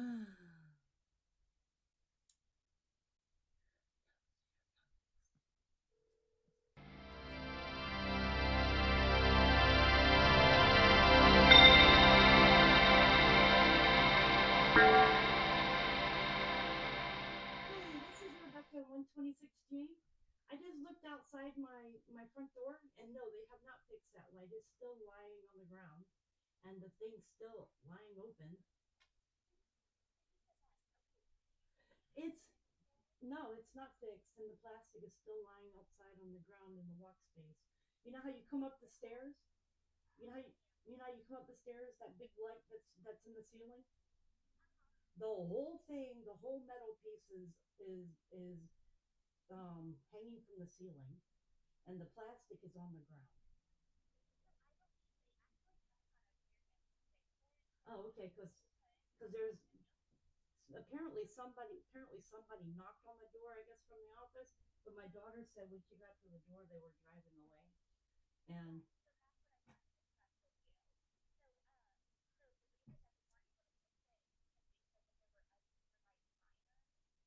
it's not in my house. It's outside. Why are they blind? I'm sorry. That would be like me asking. I'm sorry. I was going to say, are they blind? It's right there.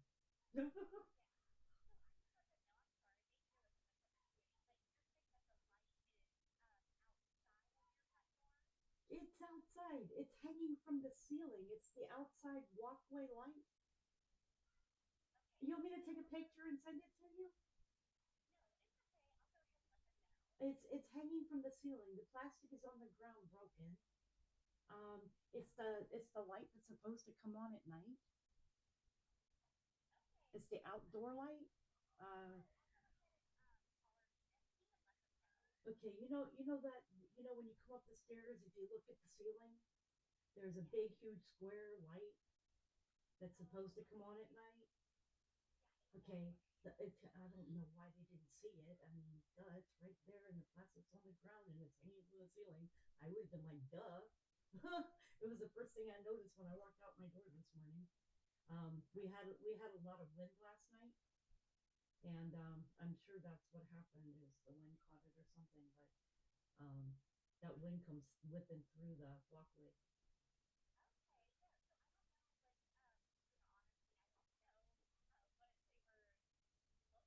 Yeah, I didn't tell him it was in the house. I told him it was in the walk area, and yeah, my house is not an unaccompanied minor. I'm in my room, and my daughter had gone to the door, and they were driving away. So that was kind of weird. I didn't hear anybody. All right. They'll see it right as they come up the stairs. Just tell them to look up. I'm sorry. I can't believe they didn't see it. Also, that light, apparently they had worked on it a few days ago. It's still dark down here in the walkway. The lights are still not working. They're supposed to come on at dark and they don't come on. Yeah,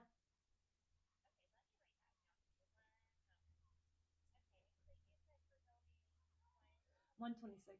And the thing was, is I watched him working on it a few days ago. I'm just wondering if he didn't tighten it up good enough because I watched him with his ladder up there working on it. And I'm wondering because this is the first time it's ever done that.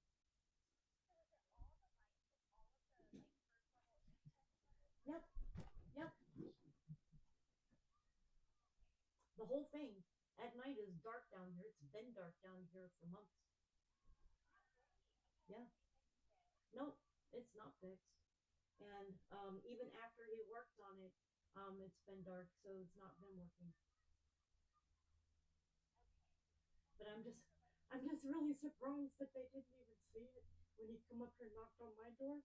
Would he not notice the plastic on the ground and the metal hanging from the roof?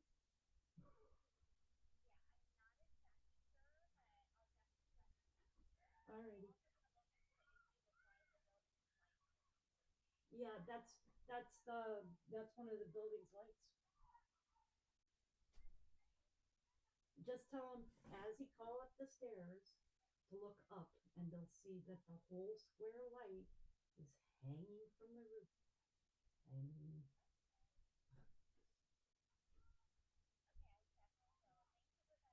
All right, thank you. Bye. Oh my god. Oh my god. Okay. Sorry, you guys. I am sure y'all heard that. I put in a work order because, okay, I was going to tell you guys. So the day I walked out my door and the wind had apparently ripped down the lighting for my building. And so I called the office, but apparently they came instead of noticing it and seeing it like I did. They knocked on my door because they thought it was in my house. That's crazy. Like they couldn't see the damage right there. Weird. Okay, anyway.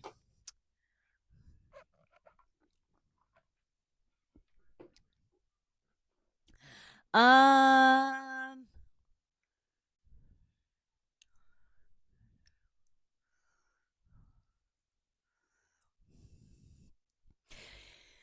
Anywho,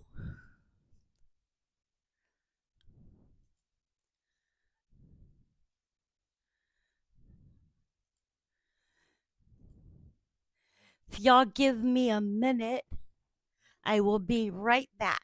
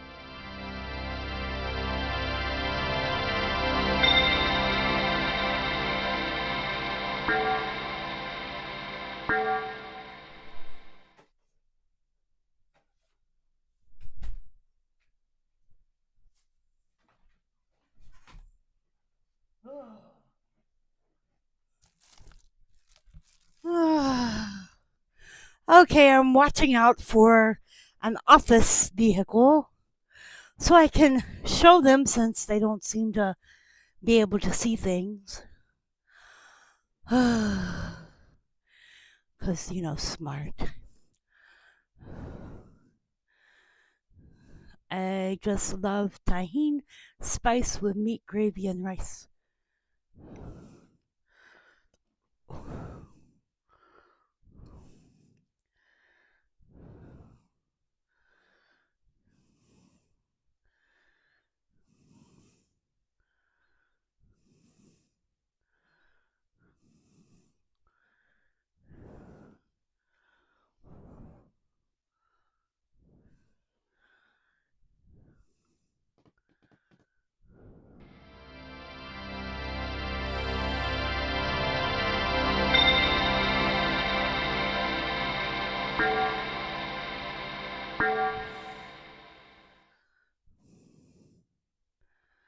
It's okay, George. Take your time. You first.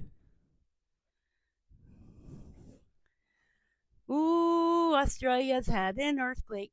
2.5 Western Australia, depth 6 kilometers.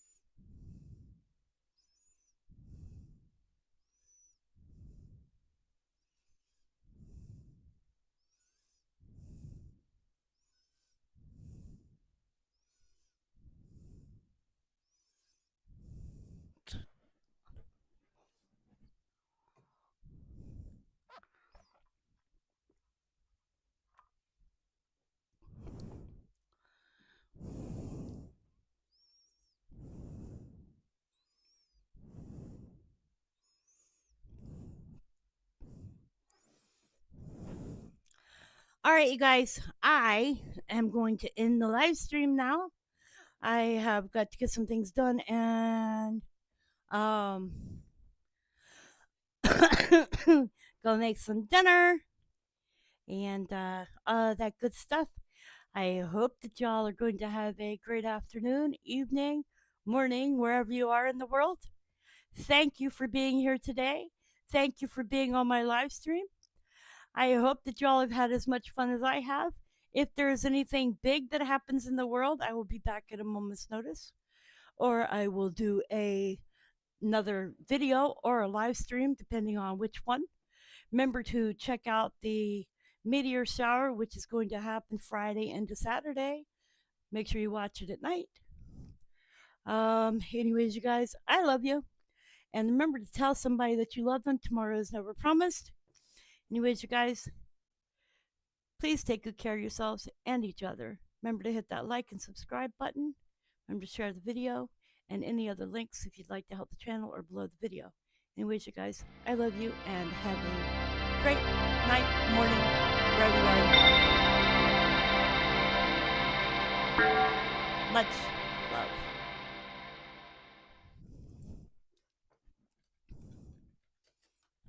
Oh, and to my moderators, Richard, Juby Joe, George, and any other moderators that were here today, thank you for your time and your patience with the channel.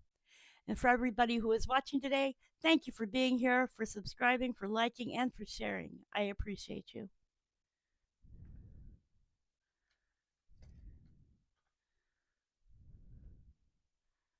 And I will see you on the next one.